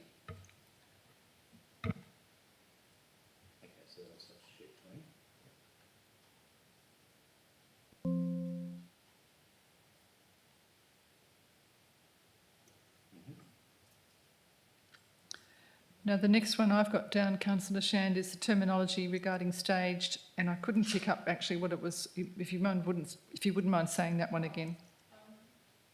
Oh, Councillor Davey. Sorry, I'm just a little bit confused. So operating hours of the extractive works being restricted to 5 p.m. I thought we were talking specifically about trucking. No, this was... Including crushing and screening as well, so just the operating hours that they're able to operate. So what would be the impact on people coming home from work between 5 and 6? If they're cutting out late. So if they're cutting out after 5... So trucking. Yeah, trucking, yeah. So there's already a restriction on trucking between 7:30 and 8:40 and 3:20 and 4:20. It's to do with the bus on the roads, with the kids standing on the side of the road. So then a further restriction between 5 and 6, or no? No, just the operating hours finish at 5. Okay, I don't support that change then, but I don't think it changes the numbers. I'm just So trying to let be me just consistent clarify- with the other one that's neighbouring it. I don't feel that we can pick and choose, yeah. So what hours in the afternoon have they got to operate? if they're not able to operate, what were the school hours from 3? The school hours is just to do with the truck movements. So the truck movements are limited so that they're not on the road when the school bus is operating, but they could be operating on site up until 5 o'clock is how that condition is worded currently. Okay.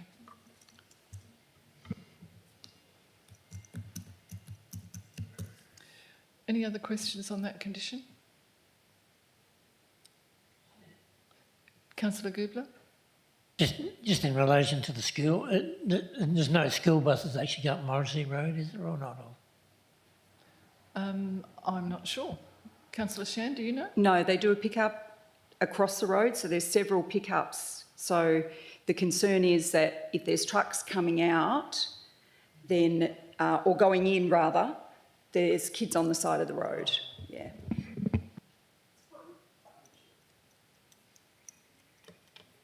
So does anyone want to change? Are we still happy with 7 till 5, councillors? Those in favour? Yep. Okay. All right then. Terminology, staging. Ms Dennis? Can I just ask for some more information from Councillor Shan, please?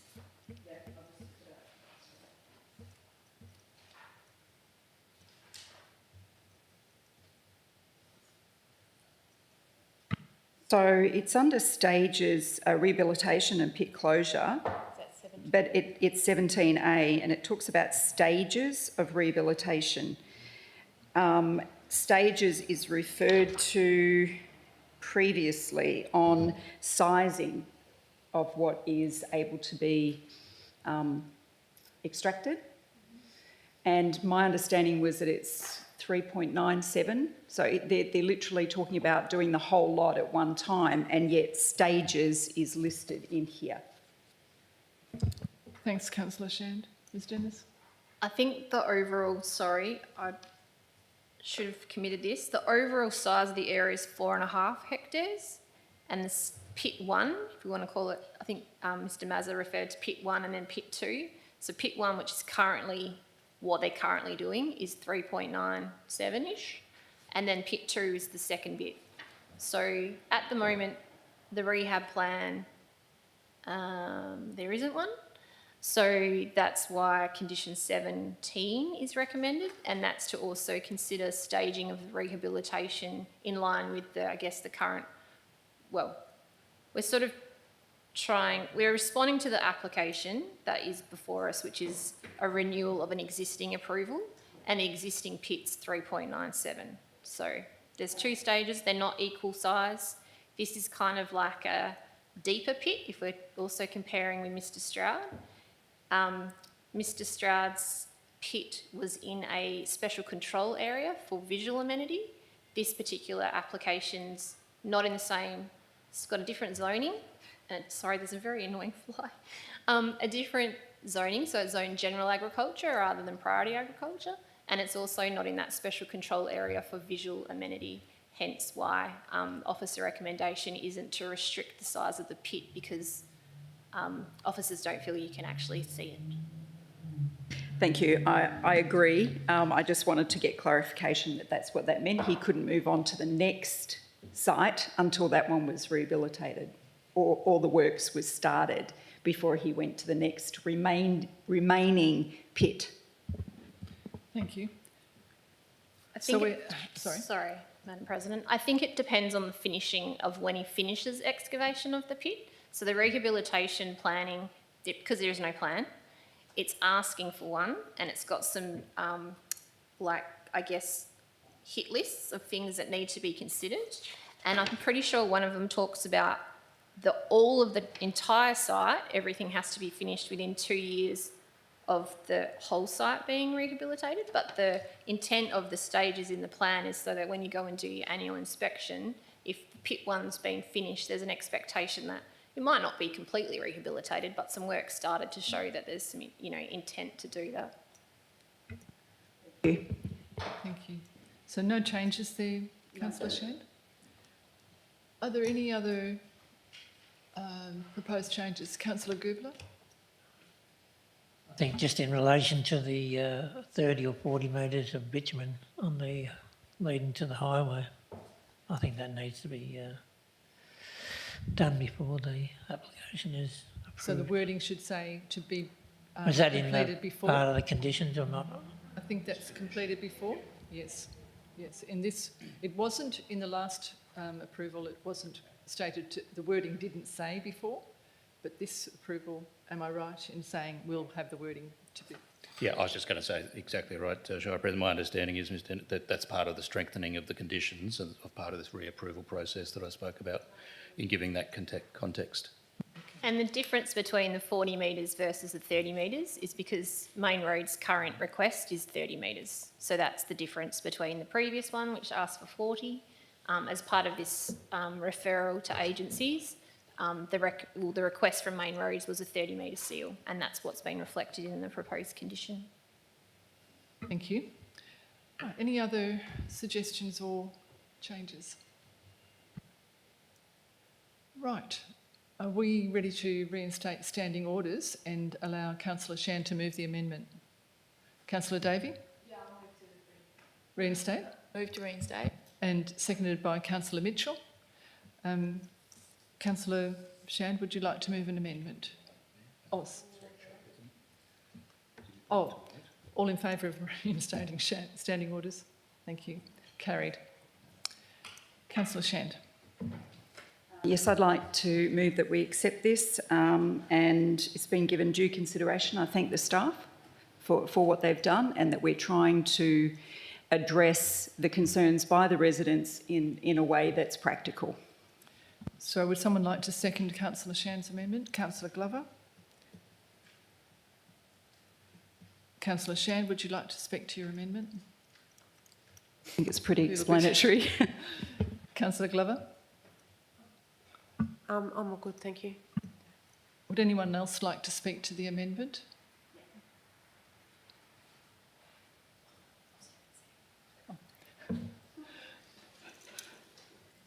Would you like to put it to vote? Oh, sorry, Councillor Mitchell. Yeah, I'll speak against because for me, one of the most dangerous things you can do on a gravel road is assume that you've got the road. You've always got to drive with the fact that there will be a truck, a kangaroo, a horse or any other item on that road. So that's why, as much as I'm very into safety, I'm also aware that you can get very complacent when you're driving. So for me, that's one of the reasons. And also I believe this is a very, very comprehensive report and requirements, and I was quite satisfied with them. So yeah, that's what I'm speaking against. Thank you. Thank you, Councillor Mitchell. Would anyone else like to speak to the amendment? I'll have something to say. I'll concur with Councillor Mitchell. Very impressed with the work that's gone into this item, and my gratitude to to Cecilia Muller and yourself, Michelle, the work and the responsiveness to councillor queries and helping us understand these areas has been enormous and very patient. So thank you. And my thanks also to Director of Operations and the CEO. We have learnt a lot through the process, and I would like to express my support for the amendment. Would anyone else like to speak for or against? Right, we'll put that to vote. All in favour of the amendment? And those against? That was carried. So that amendment becomes the substantive motion.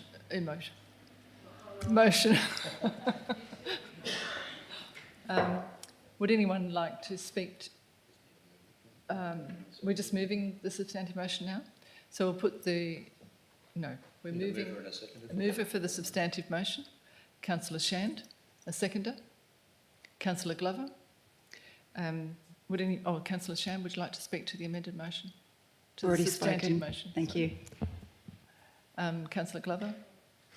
Yeah, I agree. Thanks for all the work the officers have done. I think that the amendments will make the road and the community a little happier. Thank you. Would anyone else like to speak for or against the motion? We'll put that to vote. All those in favour? And those against? Councillor Mitchell? That's carried. Well done. Yes, well done.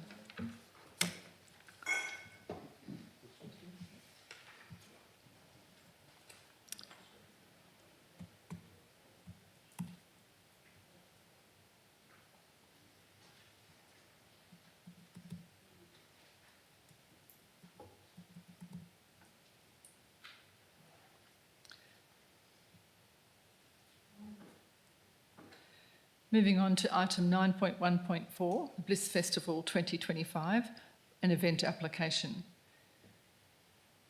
CEO O'Connor, did you want to speak to this before, to update on where we are?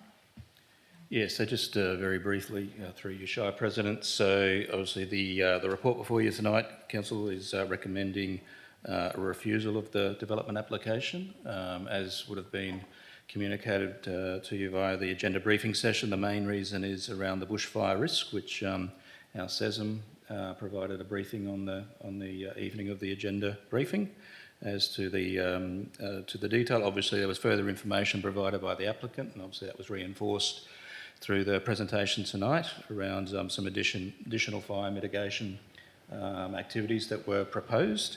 And I think or I understand that as part of the agenda briefing that in Mrs Dennis's report or verbal briefing, that there was also a discussion around, whilst fire mitigation was one of the concerns from an officer perspective, that should council be minded to want to actually approve this application, there'd be a number of conditions around the water quality and other public safety matters. So I'm not sure whether Ms Dennis wants to make any further comment, or Mr Marshall.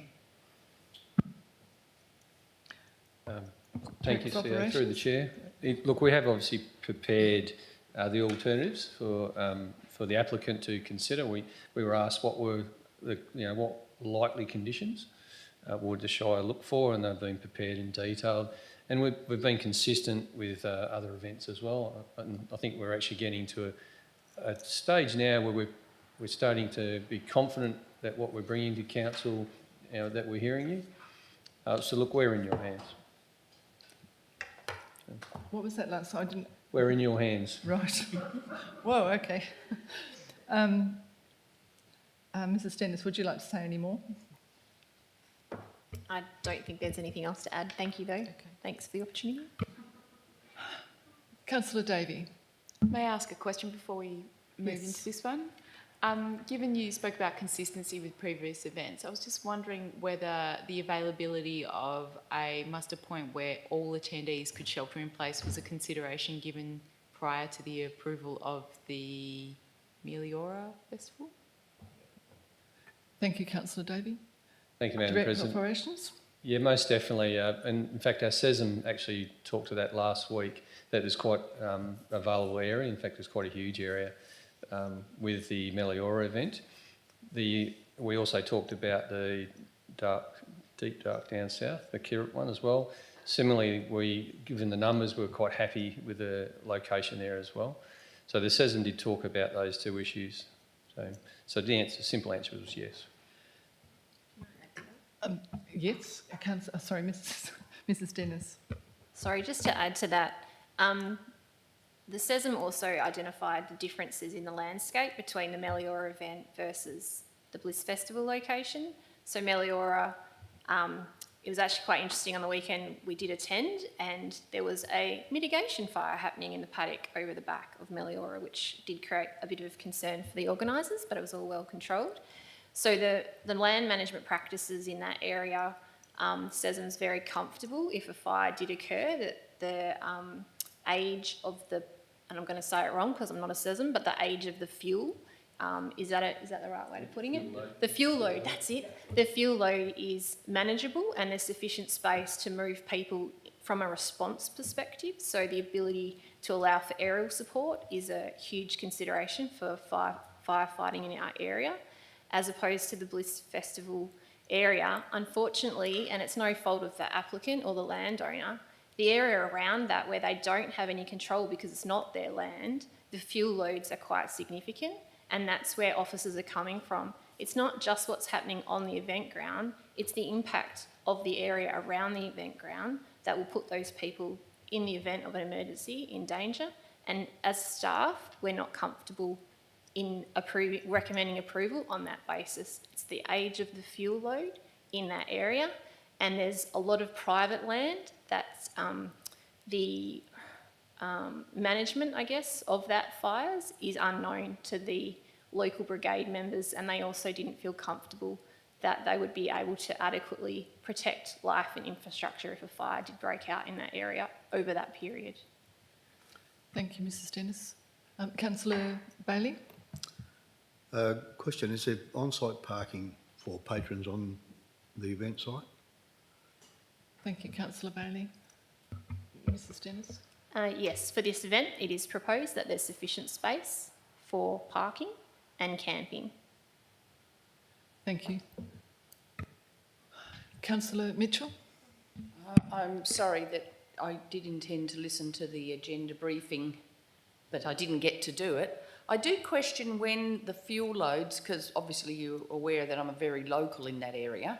The one at Newlands and the bush behind Berry Delightful, do we have any data on when they were last burnt? I sort of can't recall the Newlands one being burnt recently. Is that in relation to Dark Down South, you mean? Sorry? Was that in relation of Meliora? Yeah, Meliora, yeah. Pardon? CEO O'Connor? I believe it was about 7 years ago. Out the back paddock there. That was the question I asked of the SESM on the day during the inspection. Yep. Thank you. So another question, if Meliora's 7 years, I would suggest the one, do we have any data on Berry? It's, I believe that's 10 years, is it?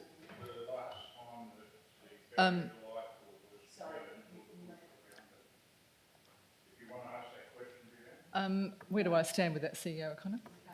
No. Okay. We're still in standing order, so I can't allow that. But I think we do know the answer anyway. Is it 10 years or plus? Yes, that's the information from the SESM based on the DFES mapping and the age of that vegetation in that area. Thank you.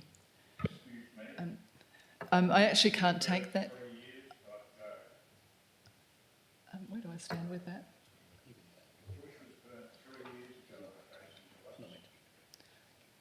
Just a moment, please.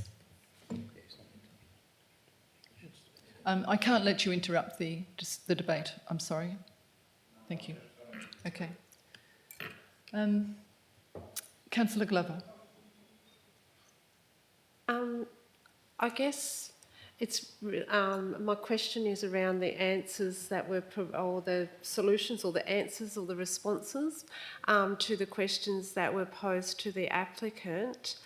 My wondering is that if the applicant was to abide by all of those conditions, because they would be further conditions as opposed to what the recommendation is at the moment, if they were to comply with all of those conditions, would the SESM then be comfortable with this decision, given that there's going to be a fire plan, there's going to be fire units, there's going to be all of those things in place? Thank you, Councillor Glover. Sorry, Mrs Dennis. Director of Operations. Thank you, Madam President. And luckily our SESM is listening or watching online at home, so thank you, Jess Cooper. The main concern that Jess has actually just texted through is that there are some areas that are adjacent to the property that have been burnt in arguably the last 3 to 8 years. However, the areas that we're concerned of are plus 10 years, and that's actually shown on figure 1 on page 60. And just says, look, the private property fuel loads in the bushland to the back of Berry Delightful is unknown and suggests 30 plus years. So look, I guess to answer your question, the reason we haven't recommended approval is that officers, in consultation with our SESM, with our Chief Fire Control Officer, and with our local brigades are not comfortable to recommend it. And we understand that that may be seen as, sort of a bias. We don't have a bias. So that's why we prepared the alternative conditions if council do want to approve it. So you have our recommendation, but you also have our alternative. Councillors, just mindful we're still in questions, we're not debating, and the motion hasn't been moved. Councillor Bailey? Through the chair, if there's a fire there, we've got possibly 300 vehicles, 500 people. And I mean, you can see them from long way fires, and there's early warnings and all sorts of things now. If we talk about evacuation from this spot to the one just happened down the road a few days ago, there's no comparison at all. Juxtapose, one is good and one is really bad. If there's a fire, you've got 300 vehicles to get on the highway within 10 metres and be gone north or south or whichever direction that is. And I think there's far more preparation. Well, no, I won't make it so. Okay. Did you have a question, Councillor Bailey? The question was, those two things don't add up. Okay. Director Operations. Thank you, Madam President. If I may, Councillor Bailey, when we first assessed the application, it was on the information we had. So obviously there's been some new information since then, and again, that's why we're happy to for council to. Sorry? Can I interject? Sorry. I'm going to get interjected. Sorry. Mrs. Dennis? Sorry, everyone. The applicant did indicate after we provided the draft, when the agenda briefing was happening, the applicant was provided with the report and the recommendation, and in response provided upfront information that they intended to engage a private bushfire consultant, as they've indicated in their presentation. Our CESM is still not comfortable, and that's why the recommendation has not been changed. We've provided answers to the questions effectively to public question time to outline what conditions might be applicable should you choose to approve the event. But as officers, despite all of the, additional measures that the applicant's prepared to consider, as officers, we're not comfortable for January, different time of the year to these other events, to support this particular application at this location at that time of year. That's why the recommendation is as it is. Thank you, Mrs. Dennis. Councillors, if there are no further questions, we'll raise a motion and get it out there for debate. Would anyone like to move the motion? Councillor Mitchell? Anyone like to second the motion? Councillor Davey? Councillor Mitchell, would you like to speak to the motion? I initially actually questioned why we've been prepared to, because I raised all these questions in previous years as well. And like I said, I actually did miss out on the agenda briefing, although I had good intentions. After hearing what you've said and the reasons and the areas of concern, I actually think the motion as it stands is good. So I would actually support that, which is to not support the event. However, I agree, later in the year, cooler, etc., could be a possibility. So I heard very much it was about water sports. You can have lifeguards on a dam, in an ocean where you can see. In a dam, it's a different story. So originally I had concerns about the water sports, but yeah, right now it's about the fire, and I'm prepared to accept the officer's recommendations, and particularly the experience of the CHESM and Chief Fire Control Officer and the research you've gone into it. I understand that we're need tighter restrictions than what we previously had, but the facts that you've delivered actually encourages me that it is the right decision. Thank you. Thank you, Councillor Mitchell. Councillor Davey?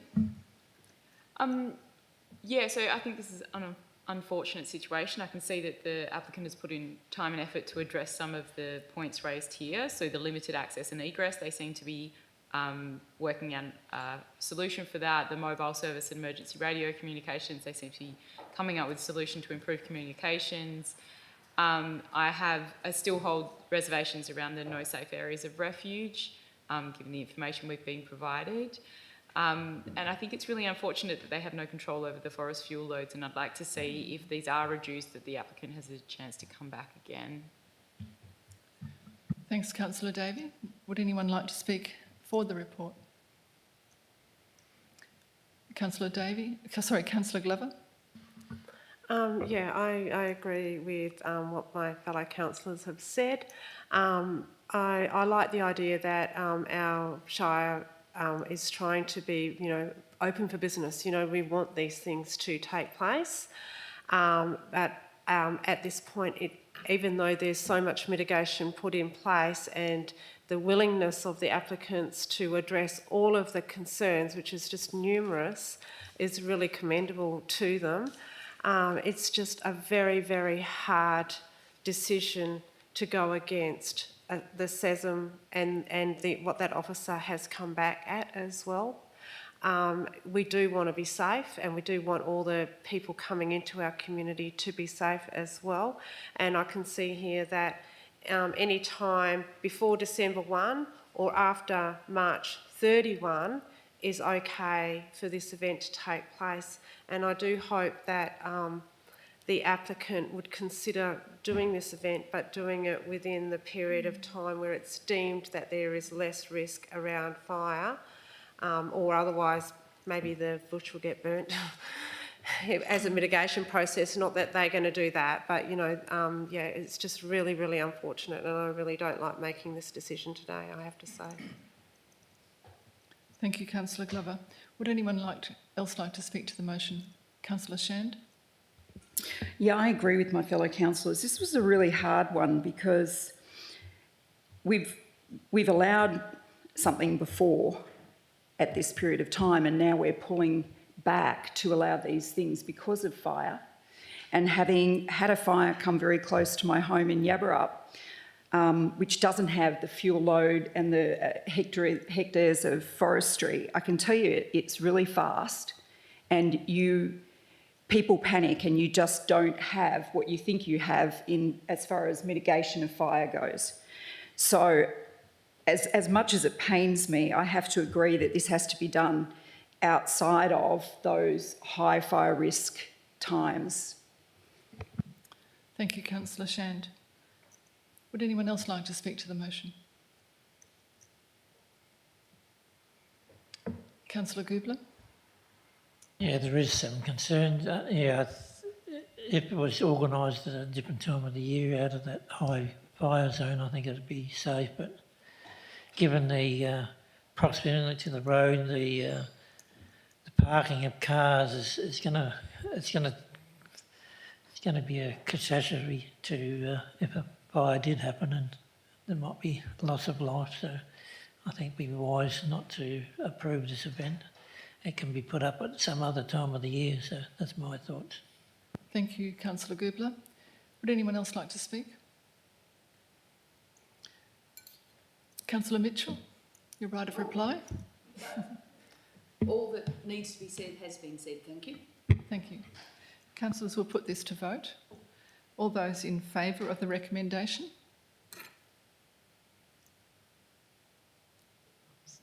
This is accepting the recommendation in front of us. Yeah. All those against? Thank you. That's carried.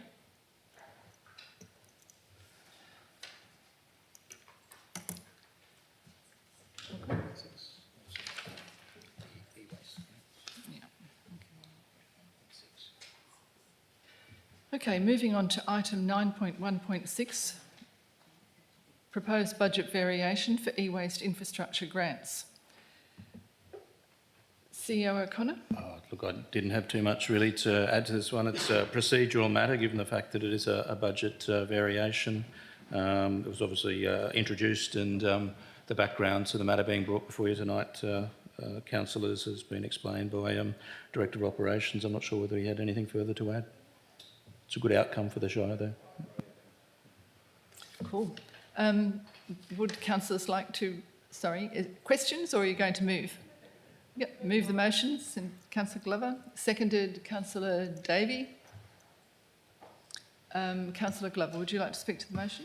I would really like to thank the Principal Environmental Health Officer for applying for the grant and being successful in it. I think it's a really great outcome for our Shire. Thank you. Councillor Davey? Would anyone else like to speak to the motion? We'll put that to vote. All in favour of this recommendation? Okay, that's carried.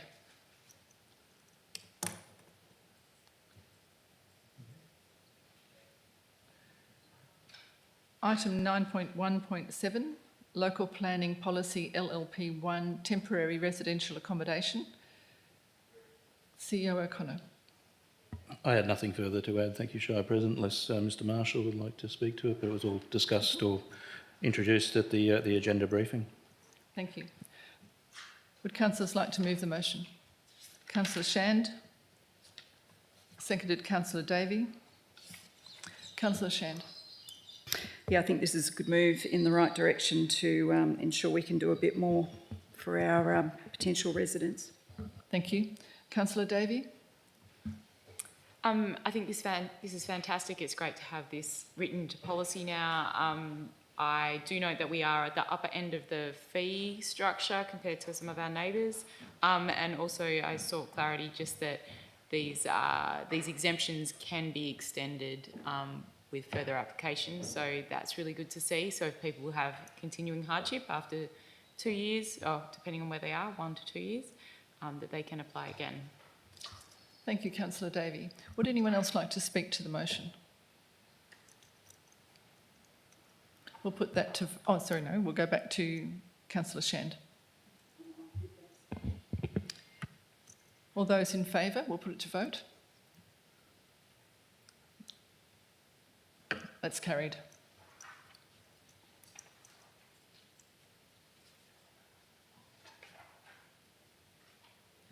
Item 9.1.9, proposed budget variation for Thank a Volunteer Day.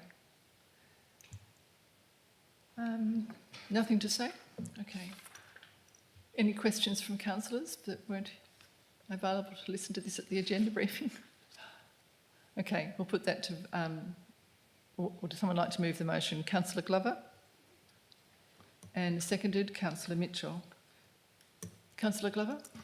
No, I have nothing further to say. Councillor Mitchell, would anyone like to speak to the motion? We'll put that to vote. All those in favour? That's carried.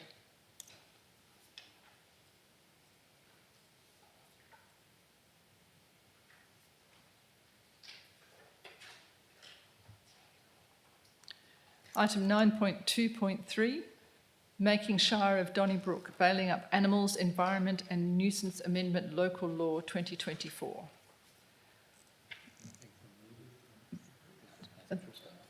No comment from the executive? Okay. Would someone like to move the motion? Councillor Glover, and seconded. Councillor Davey. Councillor Glover, would you like to speak to the motion? No, I think that it's all there in the recommendation. Thank you. Councillor Davey? Yeah, I just noted that there were nothing that came back from the community consultation, so I assume that means people are happy to move forward. Thank you. Would anyone like to speak to the motion, to the recommendation? Okay. We'll put that to vote. All those in favour? That's carried.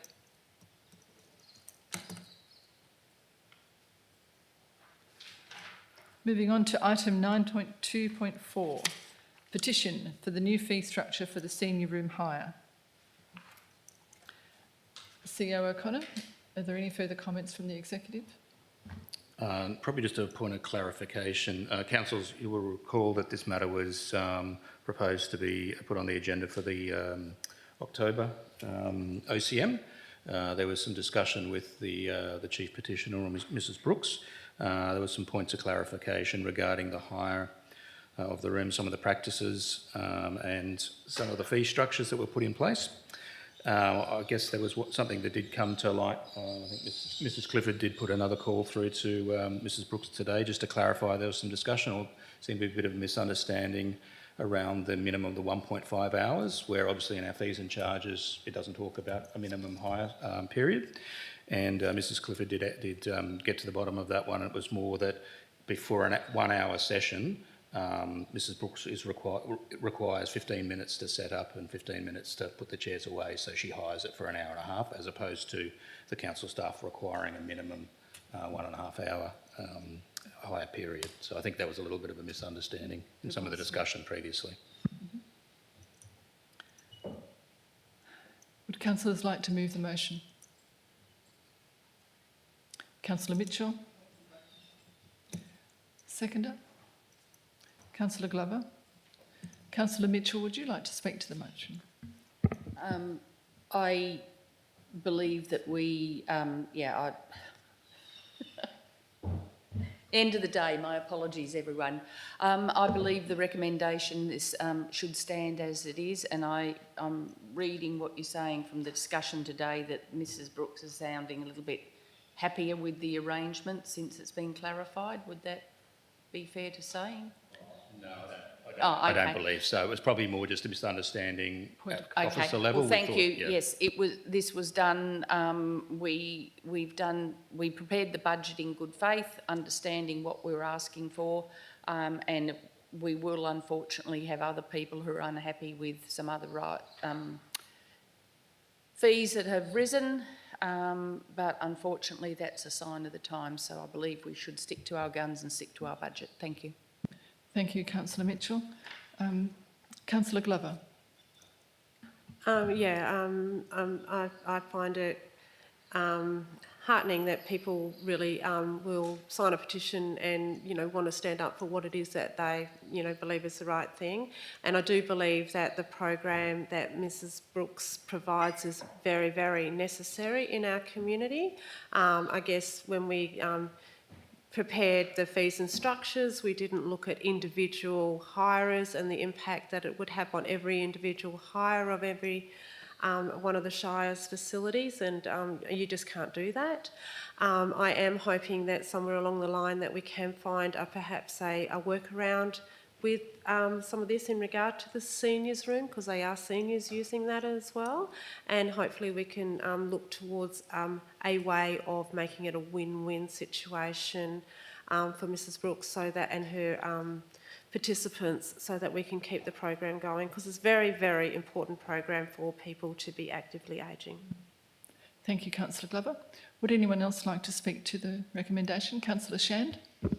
Yeah, I just want to acknowledge the people who did sign the petition, because it's important that their voices were heard, and they were heard. It's just unfortunate that we've had to be in the position where we've had to adjust our fees and charges.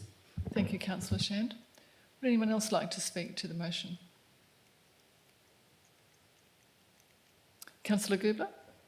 It's just a bit of a concern that we're not sort of looking after our seniors people, that we're subsidising like the VC Mitchell Park to a tune of $1 million a year, yet we can't sort of support our seniors in the community. So, yeah, it's a bit of a no win for them. So, thank you, Councillor Gubler. Would anyone else like to speak to the motion? I'd just like to say that I think Mrs. Brooks has tremendous skills to offer to this program, and it's a program that I will work very hard to see continue, because the seniors do enjoy it, and it's very valuable to provide chair-based activities. And as a community, I'd like to see us all working towards keeping it happening and coming up with ideas or solutions that will support that. And I do appreciate the effort that went into the petition and all of the energy behind the petition, which has given a real indicator to council of what our community want. Would anyone else like to speak to the motion before we put it to vote? Okay, Councillor Mitchell. Thank you. We'll put that to vote. All in favour? And those against? Carried.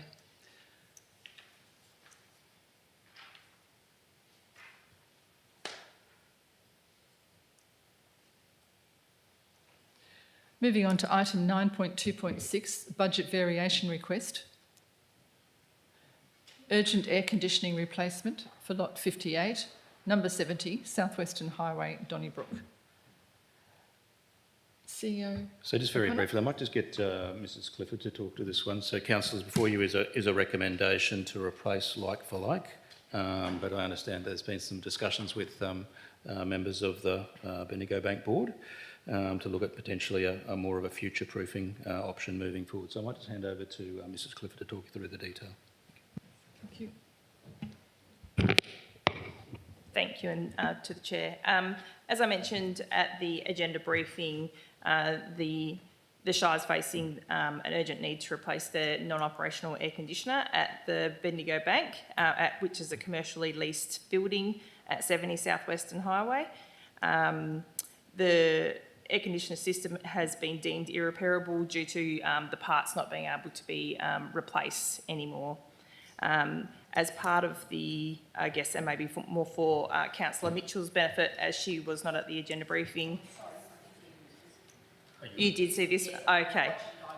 Yeah, just the fact that the budget amendment will ensure that we are compliant with the lease conditions. However, it will also give options in regards to the replacement of the air conditioner, whether we're looking for replacing a like-for-like system or getting a bigger system that would be more optimum for the building moving forward, depending on the potential sale of the building. So, yes, Council, if you could, you're asked to consider the executive recommendation, which will ensure compliance with the lease agreement, address the urgent needs of the lessee, whilst allowing the option to consider the long-term implications for the Shire's asset management and potential sale of the building. And if I'm sorry, Thank Shire, you. sorry. Thank you, Director for Finance Corporate. CEO O'Connor? Sorry, Shire President, and to probably just outline that there has been that discussion, and I understand there was that understanding that subject to a board meeting tomorrow evening, I believe, that potentially that the Bendigo Bank will top up the funds if indeed Council does vote the $10,000 unbudgeted to get the longer term solution. Questions? Yeah, question, what is the $10,000 going to cover the new air conditioning unit? Director of Finance and Corporate. It will, there's a number of quotes which were attached in the confidential. There is one that will allow for a like-for-like system from what's already there, and the board has said that they will be paying for the additional unit that they want. There are some other options that can go for a bigger system that can do in-roof for both, which will cover the system that the board want to put in, as well as the one that they need to replace as well. So the 10 will cover part of it, but not the whole cost. So what does the lease require? Just a like-for-like. Yeah, so it requires a like-for-like, but if we draw $10,000 out of reserves, and that's not going to cover that unit, then we're not in compliance with the lease. So my understanding though is that for a like-for-like, so just to be clear through you, Chair, that in the event that the board, because it needs to be a resolution or a determination by the board to top up the funds, is my understanding, Mr Legitimacy, yes? That in the event that the board just wants a like-for-like, then the $10,000 will cover it. However, in the event at the meeting tomorrow night, or tomorrow in the next couple of days by the board, if they do approve some additional funding, then there's a good outcome for the board. It'll get a better functioning air conditioner that will last longer. No, that makes sense. As long as the $10,000 we're drawing is in accordance with the lease covering for like. Thank you. Right, and question, Councillor Shand? Yeah, it was actually just going on with that, with like for like. With like for like, does it have to concur with like the regulations around commercial buildings with air circulation? Because I noticed on one of the quotes, it actually spoke about the fact that vented doors would be needed. And do we know what that cost is? So, Thank you, Councillor Shand. Director of Finance and Corporate. Through the chair. Yes, the number of quotes, some of them do include the door vents. The lessees had obtained some quotes prior to before letting us know that the air conditioning system had broken down, and their quotes didn't actually include for the air vents. The quotes that we had received include air vents to be installed to have the optimal system and to make sure that the airflow and the safety is considered. So like for like, regardless of like for like, we still need to consider any changes that need to be made for the safety in the building and any requirements. right, because I only saw one that was in the vicinity of that amount. So my concern is that we aren't covering quite enough. Are there any other questions before we move a motion? Councillor Bailey? Is that new regulations regarding venting, is it? Director of Finance and Corporate. Through the chair, is the recommendation through the installers who have said that it will need to take place, yes. So it's legislation?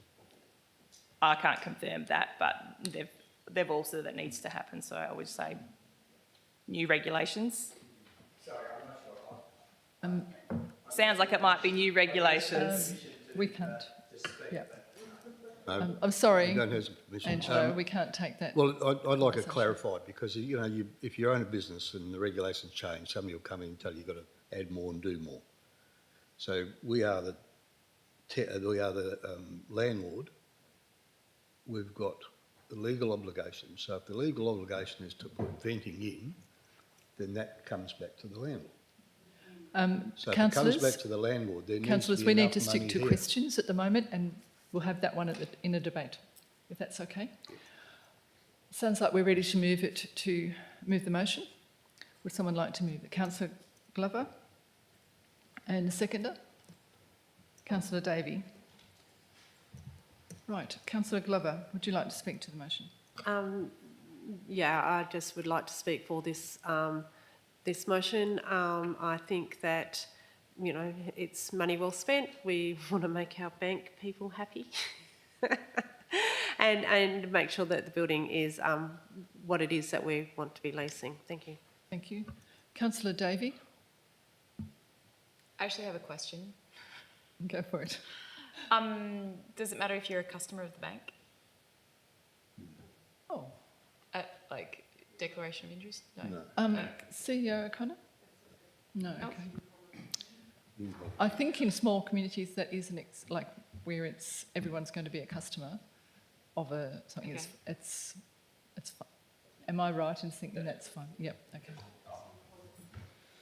Okay. Would you like to speak to Ms. Legidici? Thank you. Would you like to speak to to the motion? No. Thank you. Would anyone else like to? Councillor Bailey? Yeah, thank you. Just seeking clarification on that question. There's upgrading to the building.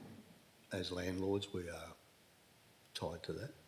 Is the $10,000 enough to cover the like-for-like, and it sounds like it is, and the venting of the doors, which is a legal requirement? Yes or no? Director of Finance and Corporate. Through the chair, I believe $10,000 will be enough to cover, and we will make sure that those requirements are met. CEO O'Connor? We believe $10,000 should be enough. There are other quotes that Okay, are less than right. that. So. Okay, well, if it is and the venting's included for 10,000, problem solved. Great. Yes, Thank yeah, you. and we could always do a further budget amendment later on in the year if we had to go further.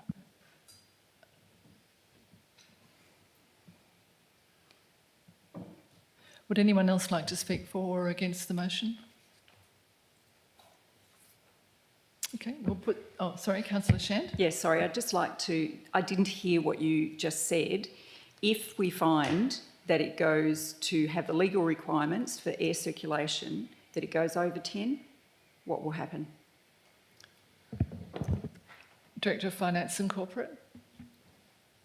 If something was to go right and the quotes that we don't have don't fit, we can come back and we can come and do a budget amendment later on in the year during our mid-year review. And just because we've got a budget now set, if the $10,000 is passed, adopted by council, we can now expense money to that account. However, if it's over, we'd just raise it as a budget amendment during budget amendment time. Thank you. Anyone else like to speak to the motion? Councillor Glover, your right of reply. No, thank you. Okay, we'll put that to vote. All in favour? That's carried. Moving on to 9.3, Chief Executive Officer, we have no recommendations. And moving on to item 10, elected member motions, and 10.1.1, development applications. Now, John, you didn't have a chance to speak at the agenda briefings. Would you like to speak to the through the motion chair. now? I'll withdraw this motion at this stage. Thank you, Councillor Bailey. And moving on then to item 10.1.2, pedestrian crossing, elected member motion by Councillor Bailey. Councillor Bailey, once again, because you didn't have the chance at the agenda briefing, would you like to speak to the motion now? Yeah, thank you very much, through the chair. I need to do more due diligence on this. The background is accurate, but the still officer's recommendation, we still don't know, and I don't believe that the crossovers are a part of main roads at all. And there's been discussion about main roads not being responsible. So I'll withdraw this one again, and I'll do more due diligence to find out exactly where we Get are. some more information? Yes, thank you. Thank you, Councillor Bailey. And then moving on to item 10.1.3, elected member motion for strategic plan development for the senior high school for the district. Councillor Bailey, would you like to speak to that motion? Yeah, through the chair again. I thought this might have been a good project, but it seems, I understand staff are under the pump. So I will withdraw this from this meeting, and I'll look at alternative methods. And thank you. Thanks, Councillor Bailey. I was right behind them. Okay. We've come down to new business of an urgent nature, introduced by the decisions of the meeting. We have none. And then we get to meeting closed to the public for matters which the meeting may be closed. Item 12.1.1 is a request for tender for number 012425 for the Kundanup, Kirrup and Bailing Up Nanup Road upgrades. The report's confidential, so in accordance with section 5.2.3 of the Local Government Act, we're permitted to close the meeting to the public. So would someone like to move a motion to Councillor Glover and Councillor Shand? All in favour? Thank you. Can we close the meeting?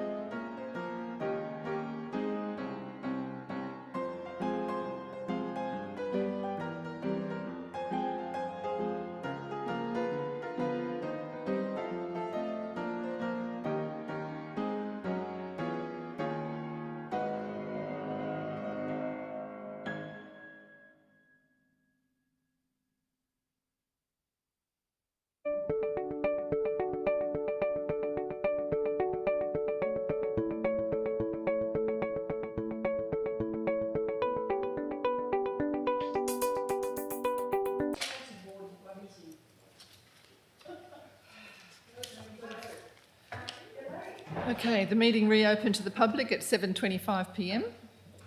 And do we need to read this recommendation out, CEO O'Connor? Yes. Okay. Yep. Oh. So 12.2, public reading of resolutions that may be made public. The Council requests the Chief Executive Officer to make application to the South West Regional Road Group to increase its funding for the Kundanup-Kirrup Road project number 30003538 to $504,000, which is an increase of $104,000. Item 2, subject to the SWRRG, endorsement of the above, endorses the Chief Executive Officer to allocate an additional $52,000 of own source funding to this project to satisfy the third funding requirement of the program. That was the 1/3 funding. This increase will take the Shire's total own source funding for the project to $252,000, which results in a total budget allocation for the project of $756,000, of which $504,000 is South West Regional Road Group and $252,000 from the Shire. Item 3 notes that the additional own source funding as outlined in point 2, up to $52,000, will come from the Shire's current own source budget allocation for the Greenbushes Road project, which was $130,500 of Shire own source amount, based on 3.1, the project needing to be delayed until the 2025-26 financial year due to the Shire having to undertake the unplanned works in Irishtown as a result of the Irishtown Road Bridge fire.